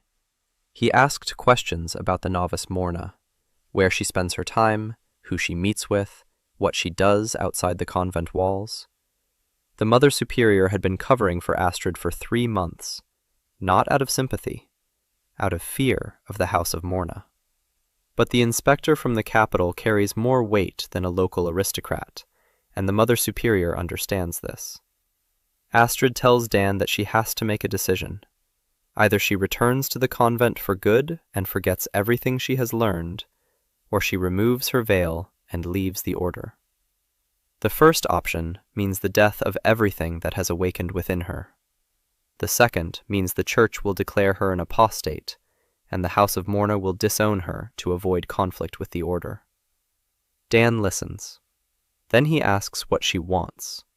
Not what's right, not what's safe, what she wants. Astrid doesn't answer right away. She stands up. She walks over to the table where the open ledger lies. She runs her finger along a column of numbers. She says that for 10 years they've been telling her that her mind is a sin, that numbers belong to the gods, that a woman who counts without a blessing is stealing from the heavens. And she believed it. She believed it because she didn't know any better. But now she knows, and she can't pretend she doesn't. Dan nods. He says that if she leaves the order, she'll need a place to stay. He has a place for her, at this desk, with these books, and no one in this room will call her mind a sin. Astrid removes the white cloth. She folds it neatly. She places it on the edge of the table. She puts on the gray dress that Hannah bought for her a week ago. Hannah knew. Hannah always knows. Mio silently pulls out a chair for her. Astrid sits down. She picks up a quill. She opens a book. And she begins to work. No one says a word. Kim, standing by the door, allows herself something resembling a nod. The Church will find out in 3 days. The Church won't forgive her. But that's later. Right now, for the first time in her life, Astrid Moran is sitting at the table as a free person, and her handwriting is neater than ever. Dan doesn't give himself a moment to pause. He needs to solve the problem of scale. 2 branches are a start, but they're not enough. Hartwell's receipts are in circulation in 2 cities. For them to become real currency, they need to be in circulation in 10. But opening 8 branches at once is impossible. No people, no money, no time. Dan thinks about it for 3 days. Then he finds a solution that requires neither people, nor money, nor new buildings. A partner network. Instead of opening his own branches, he offers existing money changers in other cities the chance to become partners. The terms are simple. The money changer accepts Hartwell's receipts at face value. The money changer keeps records using the double-entry bookkeeping system. The money changer pays a licensing fee of 1% of turnover. In return, the money changer receives the right to use the Hartwell name and access to the Green Book. The Hartwell name is no longer just a name. It's a seal of quality. A customer who sees a sign bearing the Hartwell name knows that their receipt will be accepted, that their deposit is secure, that they won't be cheated. That's worth more than 1% of turnover. Dan sends letters to 6 cities. Each letter includes an attachment, a copy of the accounting standard, A copy of the partnership agreement, a copy of the rules for maintaining the red and green books, and a single page explaining in simple terms what double-entry bookkeeping is and why it's necessary. Mio writes this page. She rewrites it 11 times before Dan says it's ready. Mio wants to rewrite it a 12th time. Dan takes the page from her hands and says that perfection is the enemy of the done. Mio disagrees, but she complies. 4 out of 6 cities respond. Of those 4, 3 are interested. Of those 3, 2 sign the partnership agreement within a month. The cities of Kelvin and Holmgart. Both are trading centers. Both lie on the trade routes between Astrogard and the capital. Both have merchants who are smart enough to see the profit and greedy enough not to let the opportunity slip away. By the end of the 7th month, Hartwell's receipts are accepted in 4 cities: Astrogard, Morn, Kelvin, Holmgart. It's already a network. Small, fragile, but a network nonetheless. And just as everything is starting to fall into place, a blow comes from where Dan least expected it. Not from the moneylenders, not from the theocracy, not from the church. From a man he considered neutral, the governor of the province of Morn, Lord Graven Toric, issues a decree. From this day forward, all promissory notes issued by entities other than the imperial treasury or licensed money changers in the province are illegal. The penalty for using such notes is double the amount of the note. The penalty for issuing them is confiscation of property. The decree takes effect in 30 days. Ellie sends a courier immediately. Dan receives the news in the evening. He reads it. He rereads it. He places the letter on the table. Kim asks what happened. Dan replies that the governor has just declared war. A quiet, polite, bureaucratic war. The most dangerous kind. Because walls can be erected against swords, decrees can only be countered by other decrees, or by those who sign them. Dan looks at the map of the empire hanging on the wall. Astergard, Morn, the capital. It's a 3-week journey between them, and between him and the capital lies a whole world he doesn't yet know, and which doesn't yet know him. But it will soon. Dan is not asleep all night. He sits at table by candlelight and thinks. The decree of the governor is not a whim. Behind is someone. The governors don't issue decrees against specific individuals without reason. Someone came to the governors and explained that the receipts Hartwell threaten order. Someone paid or promised or intimidated. Olgerd Knaus, head of the guild of the capital, a man who lost 3 debtors out of 4 in the deal Ascari, a man who sent the note containing a threat. To Olgerd has money. Olgerd Olgerda has connections. Olgerd Olgerda has a motive. Dan puts in front a clean sheet and begins count. Not money. People. Who is his side? 34 depositors in Astergard to whom he in any way owes to, but who will lose convenience if the receipts disappear. 11 depositors at Morn who will lose more. The house of Ascari, which will lose refinancing and collapse into the arms of loan sharks again. 2 partners in Kelvin and Holmgart who already have in the system. The Merchants' Guild of Astergard, which publicly had recognized him. This is not army, but these interests. And interests are a force that in this world carries more than swords. In the morning, Dan gathers the team. Everyone. Mio, Hannah, Astrid, Kim, Hans in the corner with a bottle. He says that he do them 30 days. In 30 days, the decree of the governor will take into effect, and each receipt Hartwell will become illegal. Fines will bankrupt clients. Customers will leave. The system will collapse. There are 2 ways. The first is to back down, to stop issuing receipts, close the branch in Morn, work only in Astergard where another governor, and where a decree does not in effect. Survive. Preserve that is there. The second approach is to circumvent the decree.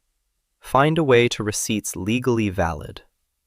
This means to obtain approval from the capital, which will override the decree of the governor. For this, get to Regent's Council. Hans says that this madness.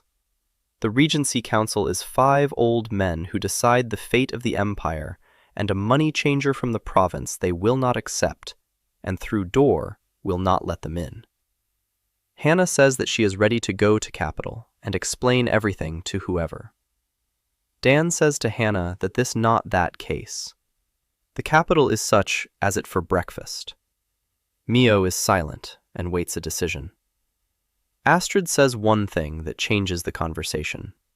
It says that her brother is the head house Mornin, House Mornan, one of 3 great houses. Her brother enters into group people who are having lunch with members the Regency Council. She did not talk with her brother 10 years, with that day since he sent her to convent. But she can write to him. Dan asks why his brother will help. Astrid replies that her brother will not help her, but he will help himself. The House Mornan in such same debt situation as Ascari. It may be worse. If someone offers him that same as Dan offered to Ascari, he take hold of with both hands. And to this, he needs a bank, Hartwell. And as for the bank, needs receipts. And for receipts require legality. My brother will help Dan, not because that he loves his sister, because that he did it to his advantage. Dan looks at her. Astrid looks at back.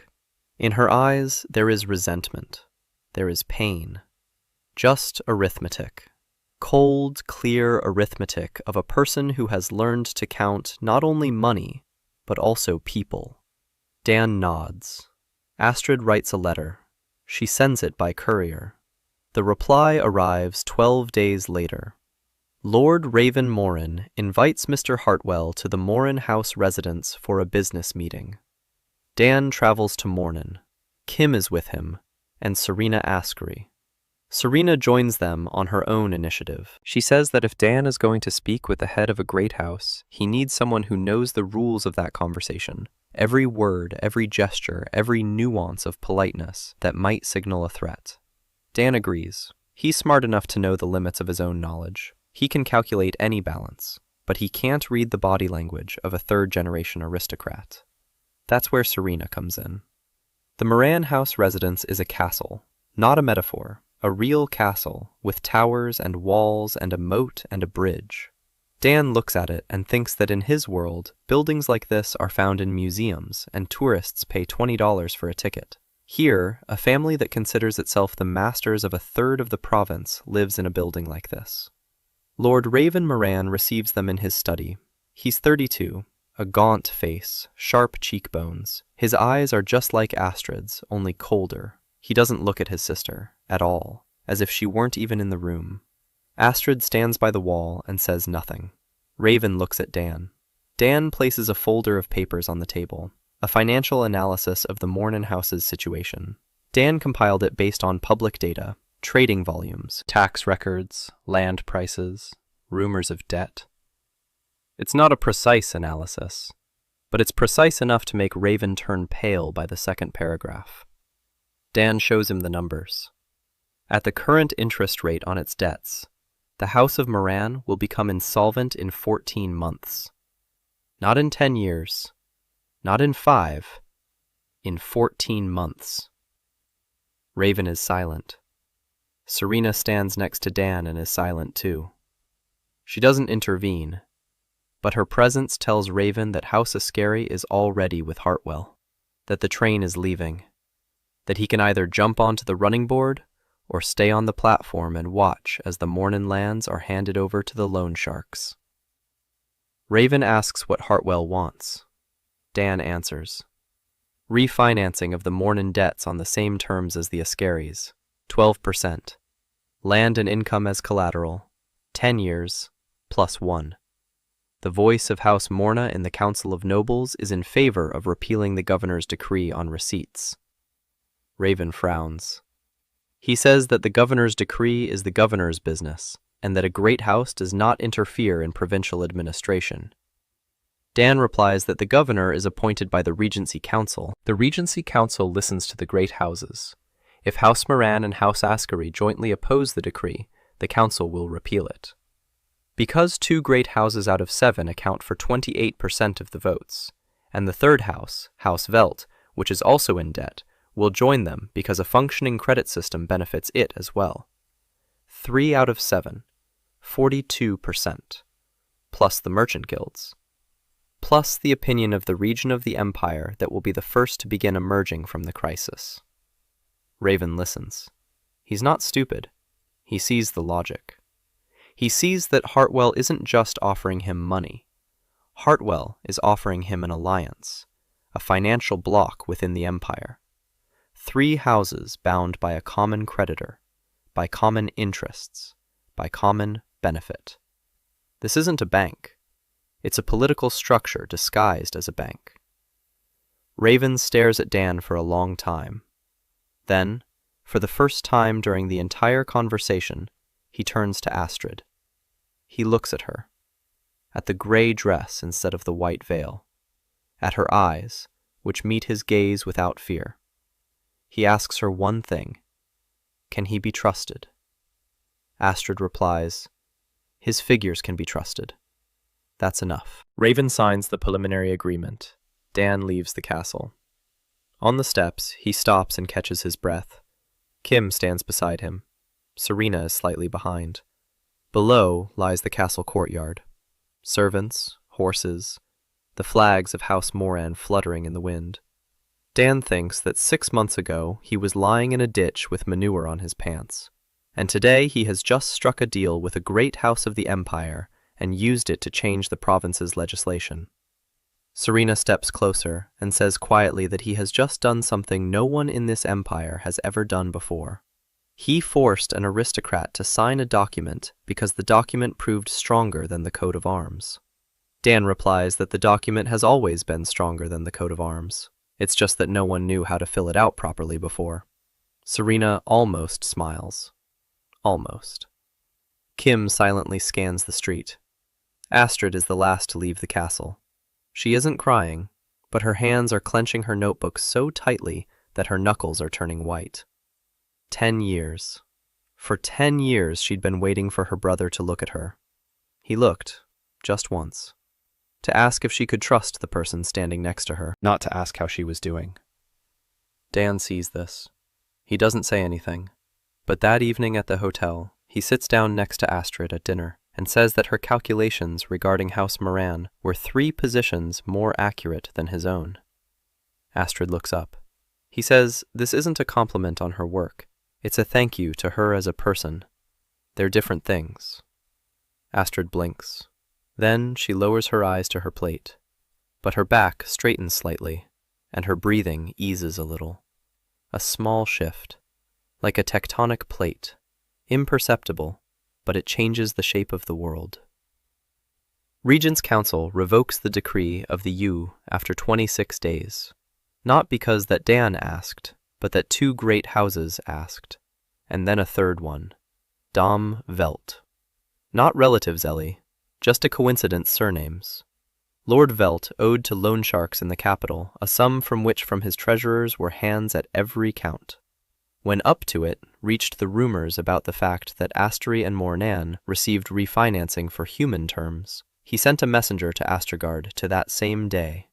The great houses of 7, 42% of the votes in the Council of the Nobility, plus merchant guilds of the 4 cities that drafted a joint petition, plus an unexpected ally, a young emperor, Cassian VII, a boy of 17 years who usually signs everything not looking. Suddenly, he read the decree of the governor and asked a question. A simple question. Why is it not allowed?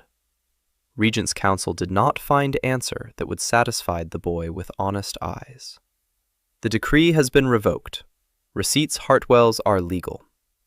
Dan finds out about this from a letter which is delivered by to a horse. He is reading. He folds it. He puts on table. Mio asks what's there. Dan says that they won. Mio is waiting to see what happens next. Hannah is jumping up and down and shouts that she knew. Hans pours into glass. Astrid smiles.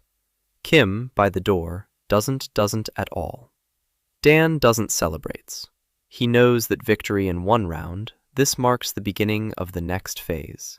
And the next round has already begun, because along with the letter revoking the decree comes a second letter, unsigned, unsealed. 4 lines on fine paper written in expensive ink. The Empire's Supreme Treasurer, Lord Ortwin Cress, invites Mr. Hartwell to a conversation. Not an audience, not an interrogation, a conversation. In the capital, at a time convenient for Mr. Hartwell. Dan reads this invitation 3 times. the supreme treasurer, the man who has been holding together the crumbling imperial treasury for 30 years, the man who knows every figure in every budget, the man who, according to rumors, personally siphoned off the equivalent of 2 annual imperial budgets from the treasury, half for stabilization, half for himself. This is not an enemy. This is not an ally. This is a player whom Dan cannot yet figure out, and that frightens him more than the moneylenders and governors combined. Dan decides to go. Not right away. In a month. He needs to prepare. He needs to gather the figures he'll lay on the table before the man who has been manipulating the empire's numbers for 30 years. He needs to be ready for a conversation in which every word carries the weight of a gold bar. A month is spent on preparation. Dan works 20 hours a day. Mio does the calculations. Astrid organizes the data. Hannah gathers information from merchants who have been to the capital. Ellie from Morna sends data on prices and trade flows. Serena visits twice and tells him about court intrigues that Dan would never have learned about otherwise. Who's at odds with whom? Who owes whom? Who fears whom? She paints him a picture of the capital's political landscape in such detail that Dan begins to see patterns. And one of those patterns alarms him. Ortwin Kress has no enemies, not a single one. In 30 years as Supreme Treasurer, not a single great house has opposed him. Not a single advisor has demanded his resignation. Not a single auditor has audited his books. That's impossible. If a man in such a position has no enemies, it means he's either a saint or every one of his potential enemies knows something that forces them to keep quiet. Dan heads to the capital at the beginning of the 9th month. With him are Kim and Serena, and Mio. Mio, because she's the only one who can verify the numbers in real time if Ortwin starts manipulating the figures. The capital of the Valestrian Empire is called Aurelian, a city of 400,000 souls. Stone walls as tall as a 5-story building. The imperial palace on the hill is visible from a day's journey away. The golden domes of the Temple of the 12 Faces gleam in the sun, and there are beggars on every corner. The contrast is so stark that it makes Dan's stomach churn. Gold above, filth below. Classic. Ortwin Kress receives him in the treasury office. The room is on the 3rd floor of the old palace wing. The windows look out onto the inner courtyard. Floor-to-ceiling bookshelves line the walls. On the desk is an inkwell and a quill, and nothing else. Not a single piece of paper. The desk is empty. That's the first thing Dan notices. The man who manages the empire's finances has an empty desk. So all the paperwork is in his head. Or hidden. Or both. Ortwin is 58. He has a gaunt face with deep wrinkles. His gray hair is cut short. His eyes are gray and tired. His hands are slender but have long fingers accustomed to holding a quill. He doesn't look like a villain.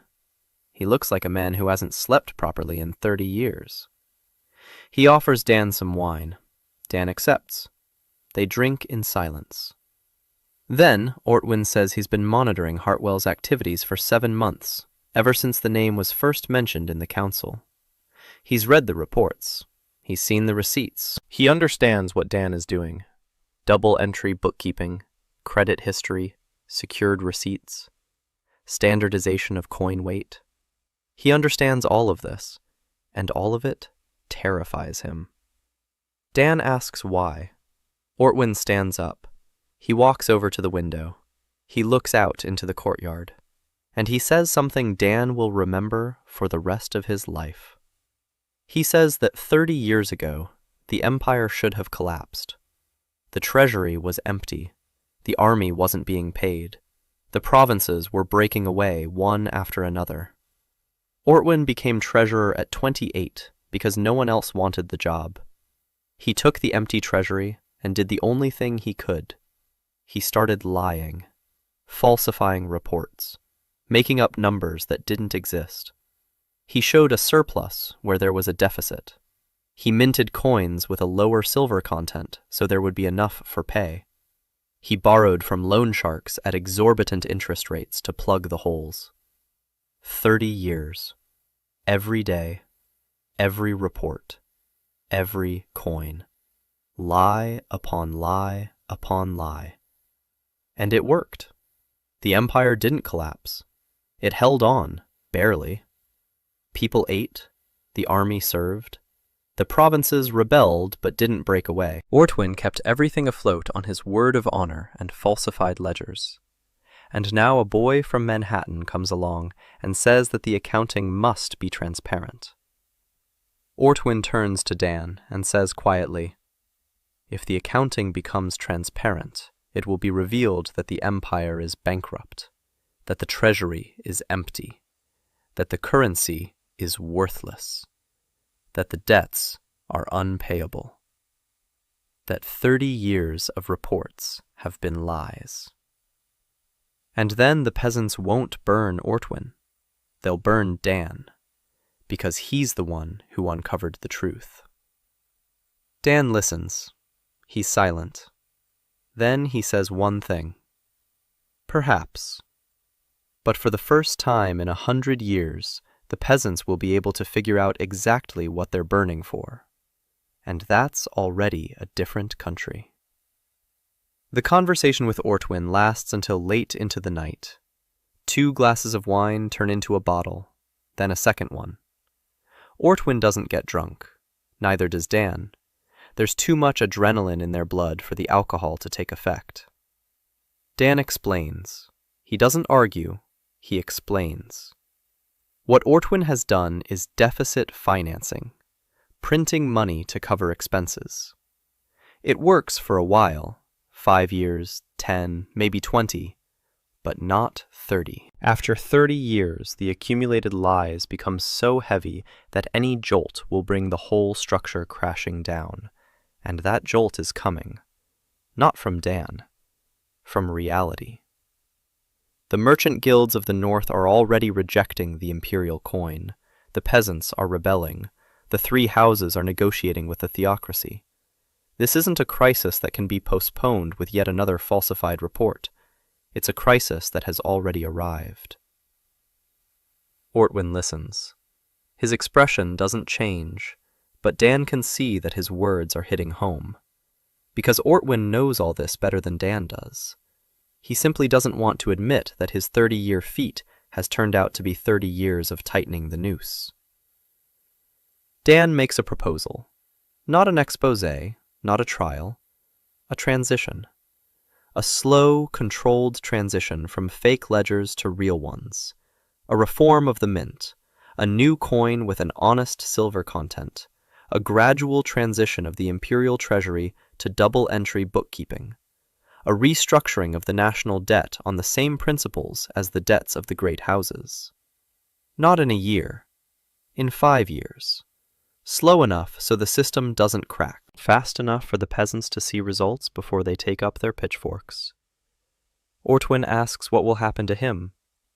Dan is silent for a second. Then he replies that in his world there was a term for it. Amnesty, in exchange for cooperation. If Ortwin helps with the transition, his past will remain in the past. No one will open the old books. No one will count how much went toward stabilization and how much went into someone's pocket. The new system will start with a clean slate. Ortwin looks at him and says that's naive, that people don't forgive, that the truth will come out, that someday someone will open an old chest containing the real reports, and everything will collapse.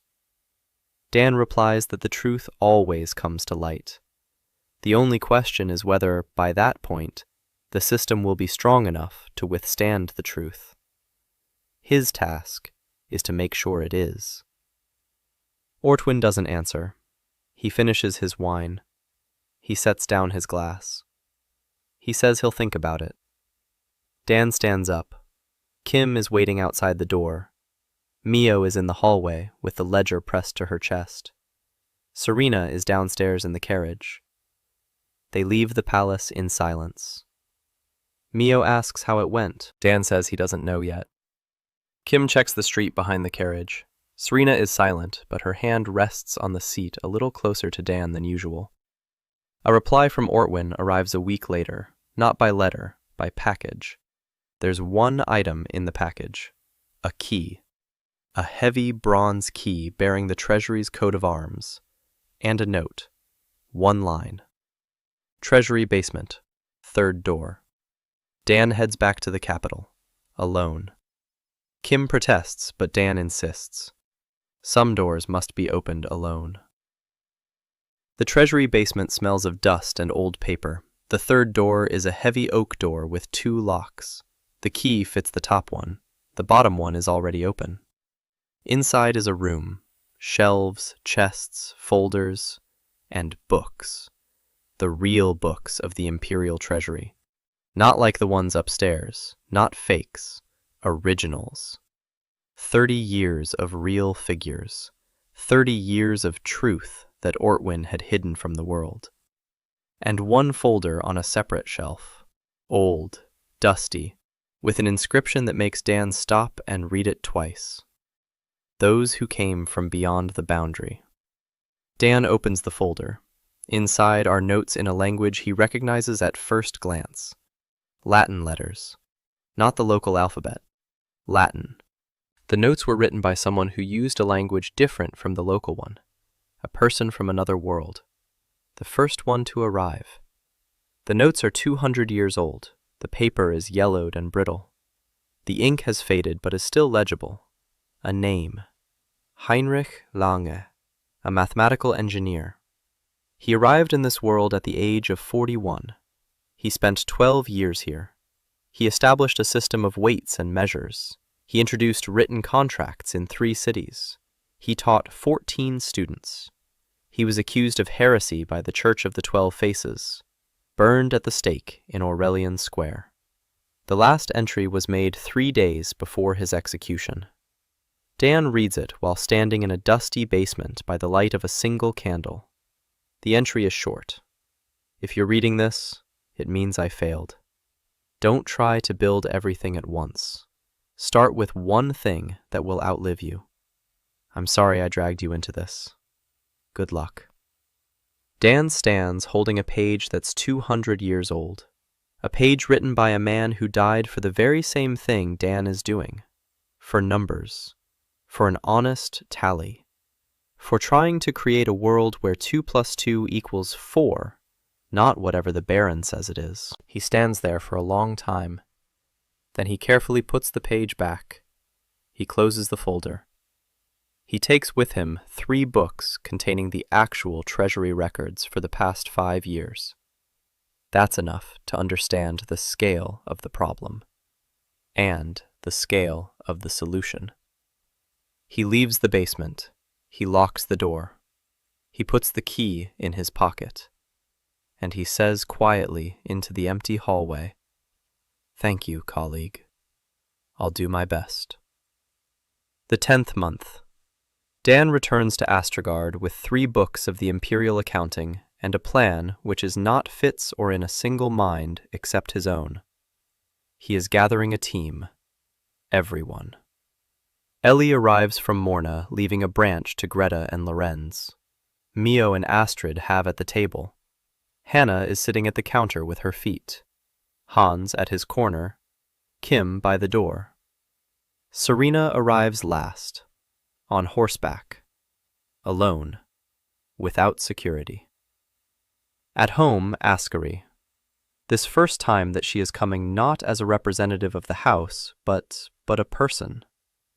Dan lays out on the table papers and says that the time for the next step. Not branch, not loan, not receipt. Coin. New imperial coin. With fair content, silver content. With a guarantee weight. With a symbol that every peasant can recognize and to whom every merchant can trust. Hans asks who will the right to mint a coin. Dan replies that the right gives the emperor. Hannah asks why the emperor will agree. Dan replies that because that Cassian VII is already is asking questions that Regent's Council does not can ignore. The boy is growing up, the boy thinks, and the boy will soon need someone who will answer to his questions honestly. Mio asks what will on coin? Dan replies, Libra, not profile of a monarch, not coat of arms of the house. Libra, symbol of that the value of a coin is determined not by, but its content. Astrid says that the church will accept this as a challenge. Libra is a symbol of judgment 12 faces. Place them on coin without blessing is heresy. That is heresy as which Henry Lang. Dan nods. He knows. That's that a blessing must received, and that's is why he needs Astrid, the former novice. A woman who knows the church from the inside, who knows who in the order truly, and who trades in faith. She knows that the Supreme Pontiff has a folder labeled Those Who Came from Beyond the Boundary, and that this folder lies somewhere in the temple's archives. Astrid turns pale. She understands what Dan is asking, to return to the world she left behind, to put on the gray dress and step inside the white walls, not as a novice, as a negotiator.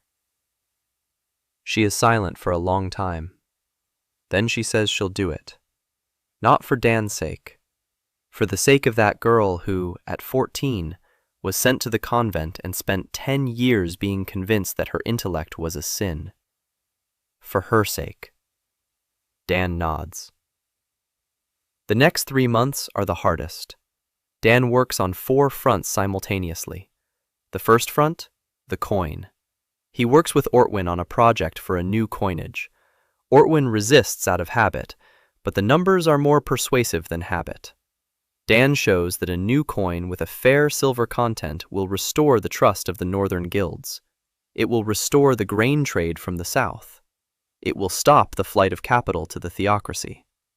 Ortwin grumbles, but does the math alongside him. 2 old financiers poring over a single spreadsheet, one from the world of skyscrapers, the other from the world of castles. Both understand that money works the same way everywhere. Second front, the church. Astrid travels to Aurelian and spends 3 weeks in negotiations with the order's lower-ranking clergy. She does not go to the Supreme Pontiff. She goes to those 1 step below him, to the order's treasurer, to the archivist, to the abbot of the main cathedral. She speaks with each one separately and explains the same thing to each of them. The church is losing money. Temple taxes are being paid with devalued coins. The tithe is decreasing every year. The monasteries are growing poorer. If the new coin solves this problem, it's in the church's interest to give its blessing. Not for Hartwell's sake, for the sake of its own purse. The argument works. The priests believe in the gods, but the priests want to eat too. The third front, the emperor. Serena takes this on herself. She has access to the court through Ascari's name. She doesn't speak to Cassian directly. She speaks to his mentor, an old scholar named Master Theodore, who is the only one in the boy's inner circle not trying to take advantage of him. Serena explains to Theodore what's going on. Theodore listens. Then he says that the boy himself has long been asking why the coins in the treasury weigh differently. Theodore promises to talk to Cassian. Fourth front, Olgerd. Olgerd Knaus isn't sitting idly by. He's losing market share. His rates are no longer competitive. His methods seem barbaric compared to Hartwell's system. And so he makes his move. A dirty one, predictable, but dangerous. Olgerd spreads a rumor. Throughout all 4 cities where Hartwell's promissory notes are in circulation. The rumor is simple. The promissory notes aren't backed by anything. Hartwell is a fraud. There's no gold in the vaults. Anyone who doesn't withdraw their deposit today will lose everything tomorrow. A bank run. Dan knows that term. He's studied it. The Great Depression began with a rumor just like this. Depositors rush to the bank. The bank can't pay everyone at once. The The bank closes. The rumor is confirmed. A self-fulfilling prophecy.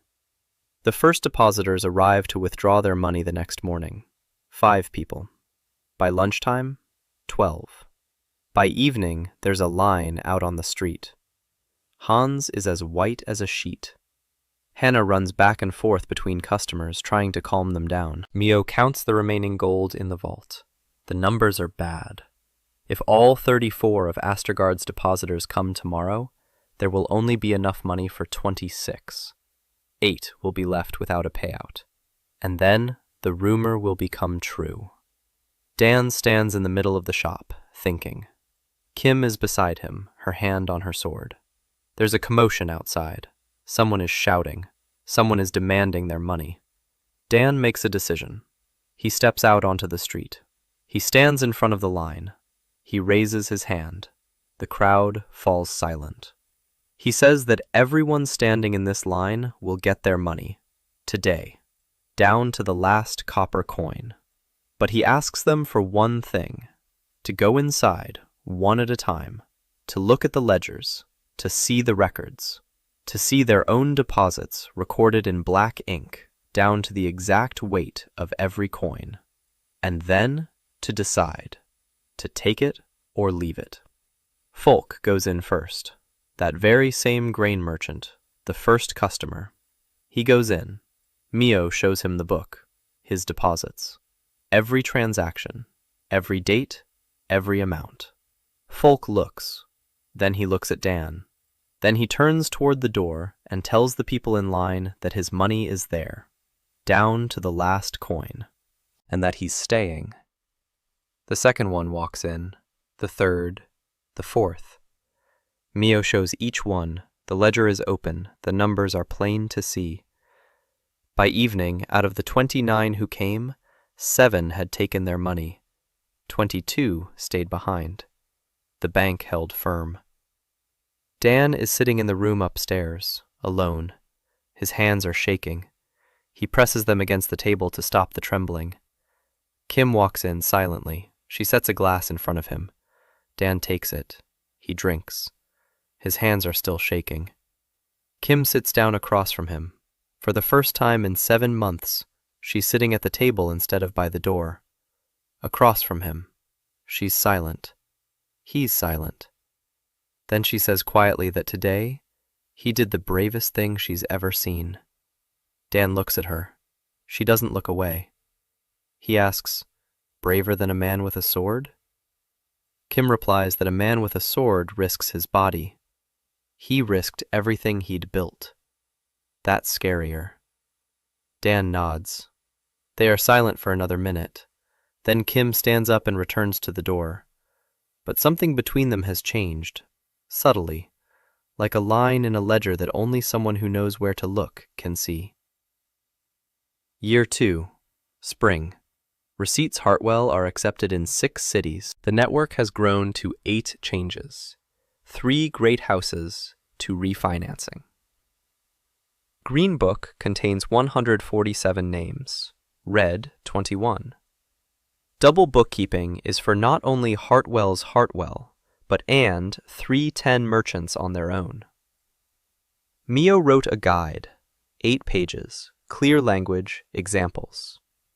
Astrid translated it into ecclesiastical dialect so that the church treasurers could use.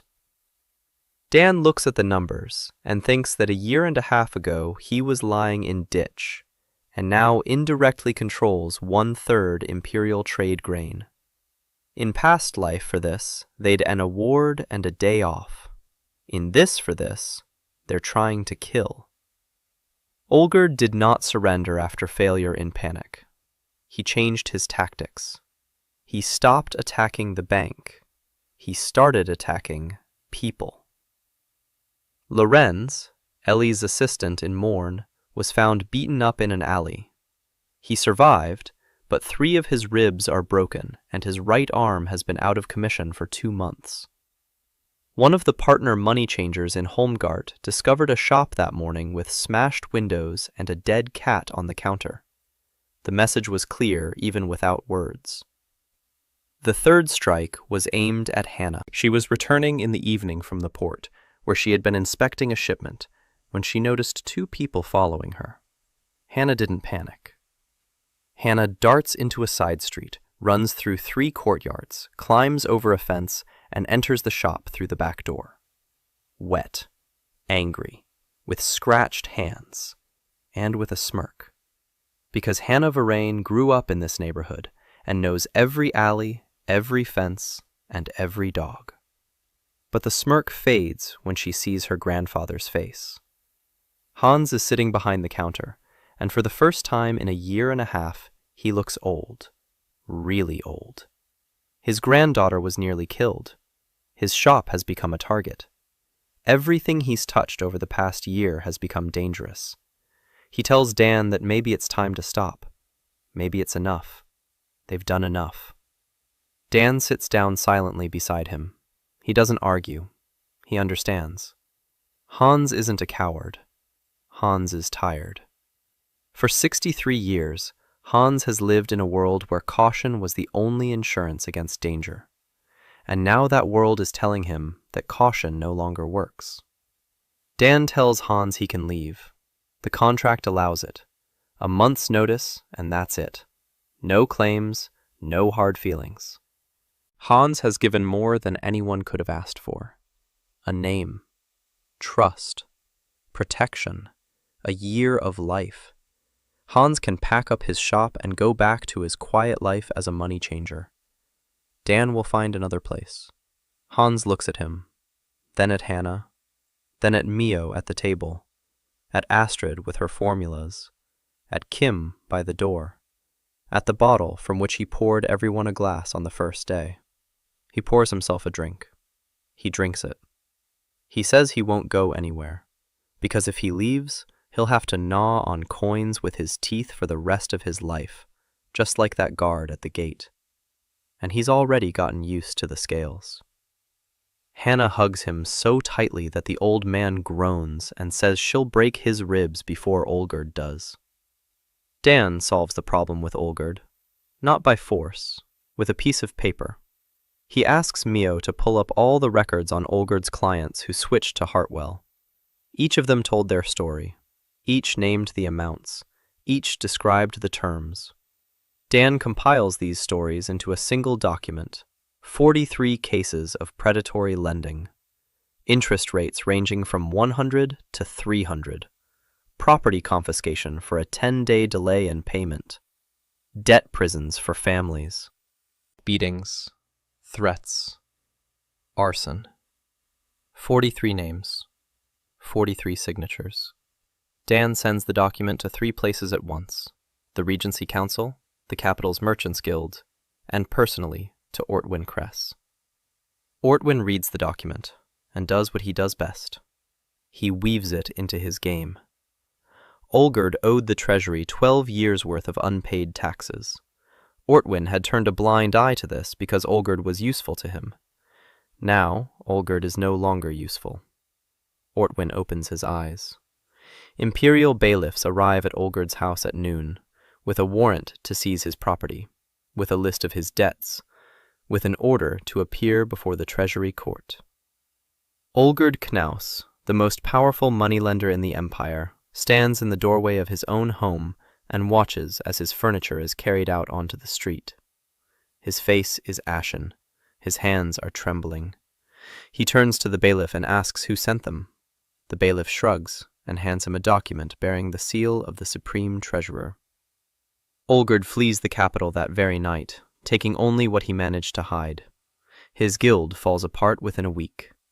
The 8 old men who had held the credit market in an iron grip for 30 years scatter like rats from a sinking ship. Some come to Hartwell asking for a loan. Dan takes their money. He feels no schadenfreude. Money has no smell. They used to say that back in Rome, and it's true in any world. But the work doesn't stop. While Olgerd was fleeing, Dan was finishing his main project, a coin, the new imperial coin, a new style silver ducat. 85% silver content, standard weight. Each coin is stamped with its weight on the edge. On the obverse are scales. On the reverse is the imperial coat of arms. Not a single profile, not a single face, only a symbol. The value of this coin is determined not by who issued it, but by what it contains. Cassian VII signs the decree authorizing the minting. Theodore stands nearby and nods.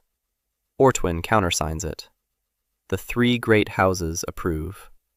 The Church of the 12 Faces gives its blessing, gritting its teeth but giving it nonetheless, because temple tithes paid in the new coin weigh exactly right.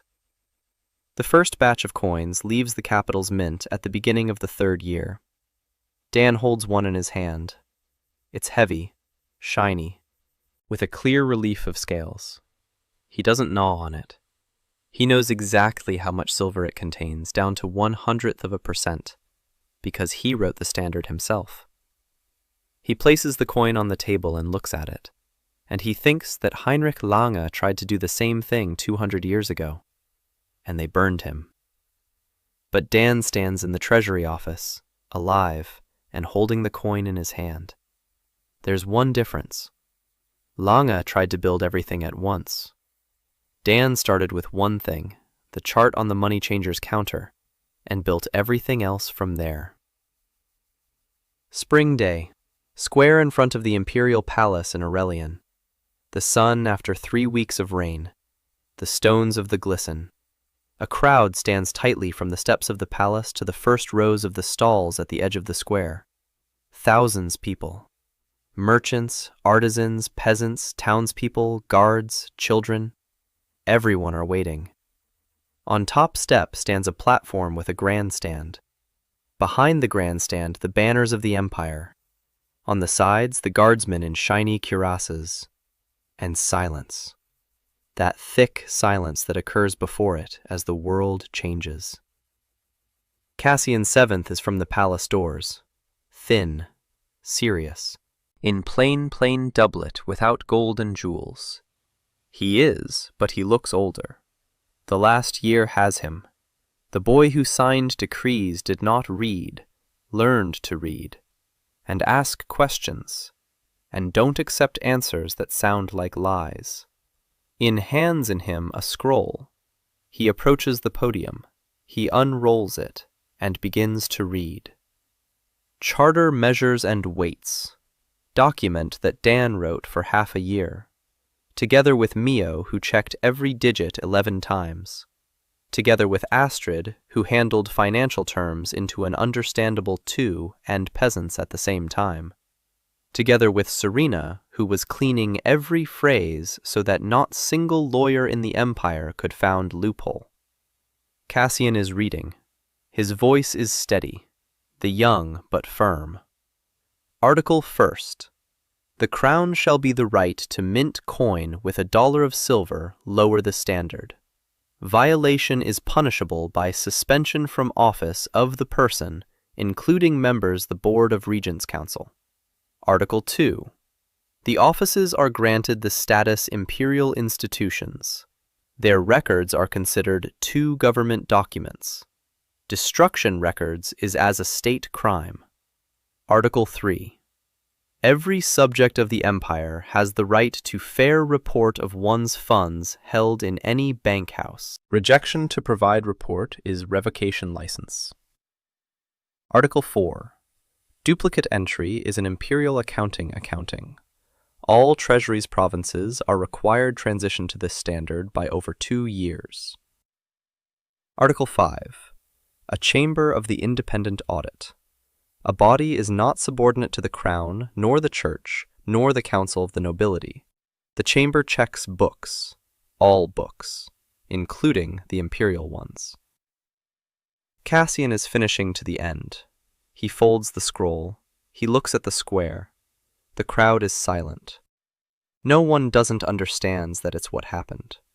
For the peasant down there, this is a series of words about things that he never had seen. For merchant, this promise to whom he is afraid to believe. For the baron, this a threat that he as yet has realized. The silence lingers. Then from the crowd a peasant woman. She is small, hunchbacked, wearing a peasant that has faded from the sun and washing. She raises her hand. In her hand a coin, a new silver ducat with scales on obverse. It shouts one phrase: "This is real." And the square explodes. Not a scream, not a roar. A sound of thousands people who at the same time exhale. It's if everyone they had been holding there for long and finally can breathe. Dan is standing on the side, by the column on the right from the steps, in plain gray coat, without distinguishing of distinction. No coat of arms, no gold. A man whose is known to Polymperia, and who does not recognize anyone on this square. That's because he didn't go out to the podium. He stand next to with the emperor. He did not did he speeches. He stands by a column and looks. Ellie is standing nearby. She is holding him by her left hand, not too tightly, gently. That's how you hold someone's hand when you want to tell them they're not alone, that everything worked out, that it's okay to breathe out. Hannah clings to his right sleeve and bounces up and down. She can't stand still. Her eyes are shining, and she whispers that they did it. They, the girl from the money changer's stall, the widow with the basket of spices, the quiet clerk from the office, the former novice, the old man with the scales. They. Mio stands behind Dan and cries, quietly. So quietly that if it weren't for the tremor in her shoulders, no one would notice. She isn't crying out of joy. She's crying because, for the first time in her life, what she did was recorded not as work but as law. Her numbers, her tables, her 11 checks of every line. All of this now stands on paper bearing the emperor's seal. Her work has become a wall. And this wall will stand even when Mio Yasun grows old and forgets her first formulas. Astrid stands one step higher, in the treasurer's gray dress, without a white veil, without fear. She looks out over the square and sees the world she helped build, a world where counting is not a sin, a world where numbers belong not to the gods, but to people. And if somewhere deep in her soul there remains an echo of the abbess's voice saying that a woman's mind is a curse, today that echo falls silent. Serena stands slightly to the side, impeccably composed. Her back is straight, her face is impassive, the epitome of an aristocrat. But a single tear rolled down her cheek, and she didn't notice. Or perhaps she did notice and decided not to wipe it away. Because of Clause 4, that very clause from the agreement with the House of Ascari, the personal rights of the House's members are not subject to collateral. That clause is now in the Charter. Article 6. No debt obligation may include a provision regarding the marriage, freedom, or physical integrity of the debtor or members of their family. Serena Ascari is no longer anyone's bargaining chip. Never again. It is written on paper bearing the emperor's seal, and that is stronger than any coat of arms. Kim is on the roof across the way, with a bow. Her eyes scan every window, every door, every figure in the crowd. She isn't looking at the square. She's looking at the shadows, at the corners, at people's hands. Because her job isn't to celebrate. Her job is to make sure the man by the column lives to see the evening, and tomorrow, and the day after tomorrow, and until that distant old age she had silently promised him that evening when she sat down across the table and looked at him for the first time not as an employer. Hans stayed in Astrogard. He said the square wasn't for old legs. But on the morning before Dan's departure, he pulled a bottle from under the counter. That very one. The first one. He poured 2 glasses. He drank. He looked at Dan and said that on that first day, when a dirty stranger drew a chart in chalk on his counter, Hans thought a madman had come to him. But it turned out to be a man. Just a man who knew how to count. Dan looks out at the square, at the people, at the coin in the old peasant woman's hand. at the flags, at Cassian, who is standing on the platform and, for the first time in his 17 years, looks like the man he is destined to become. Dan thinks of Heinrich Lang, about the man who came here 200 years ago with the same ideas, who was burned at the stake, who was forgotten, who was erased from the books and declared a heretic, who left a note for whoever would come after him. Start with one thing that will outlive you. Dan started with the chart on the money changer's counter. The chart became a book. The book became a branch. The branch became a network. The network became a coin. The coin became the charter. One thing after another, one at a time, without magic, without a sword, without a voice in his head or a status window, with chalk and paper and 14 years of experience in a world where money had been taken seriously for 500 years. High above the square, the bells of the Temple of the 12 Faces are silent. The church has not yet decided how to respond. The charter does not ban the church. The charter does not offend the gods. The charter simply states that numbers belong to the people. And this silence of the bells is the most eloquent thing that has ever happened in this empire throughout its 1.5 century history. Because silence is not a refusal. Silence is a pause during which the old world decides whether it will accept the new one. Dan knows it will accept it. Not today, not tomorrow. In a year, in 5 years, in 20 years. Because numbers don't lie, and once someone has learned to count, they can never unlearn it. He speaks softly, so quietly that only Ellie, standing next to him, can hear. Thank you, colleague. I did my best. Ellie squeezes his hand a little tighter. She doesn't ask who he's talking to. She just holds on. The square is bustling. The sun is shining. A new coin passes from hand to hand. And for the first time in 100 years in the Valestrian Empire, a person can take money in their hand without having to check it with their teeth. This isn't the end of the story. It's the end of the first chapter. Ahead lie 40 more institutes that need to be built.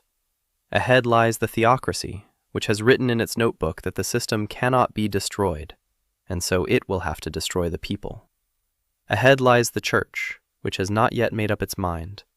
Ahead lie 1,000 tasks, 100 enemies, and 10 years of work. But today, on this spring day, a 35-year-old man in a gray frock coat stands in this square.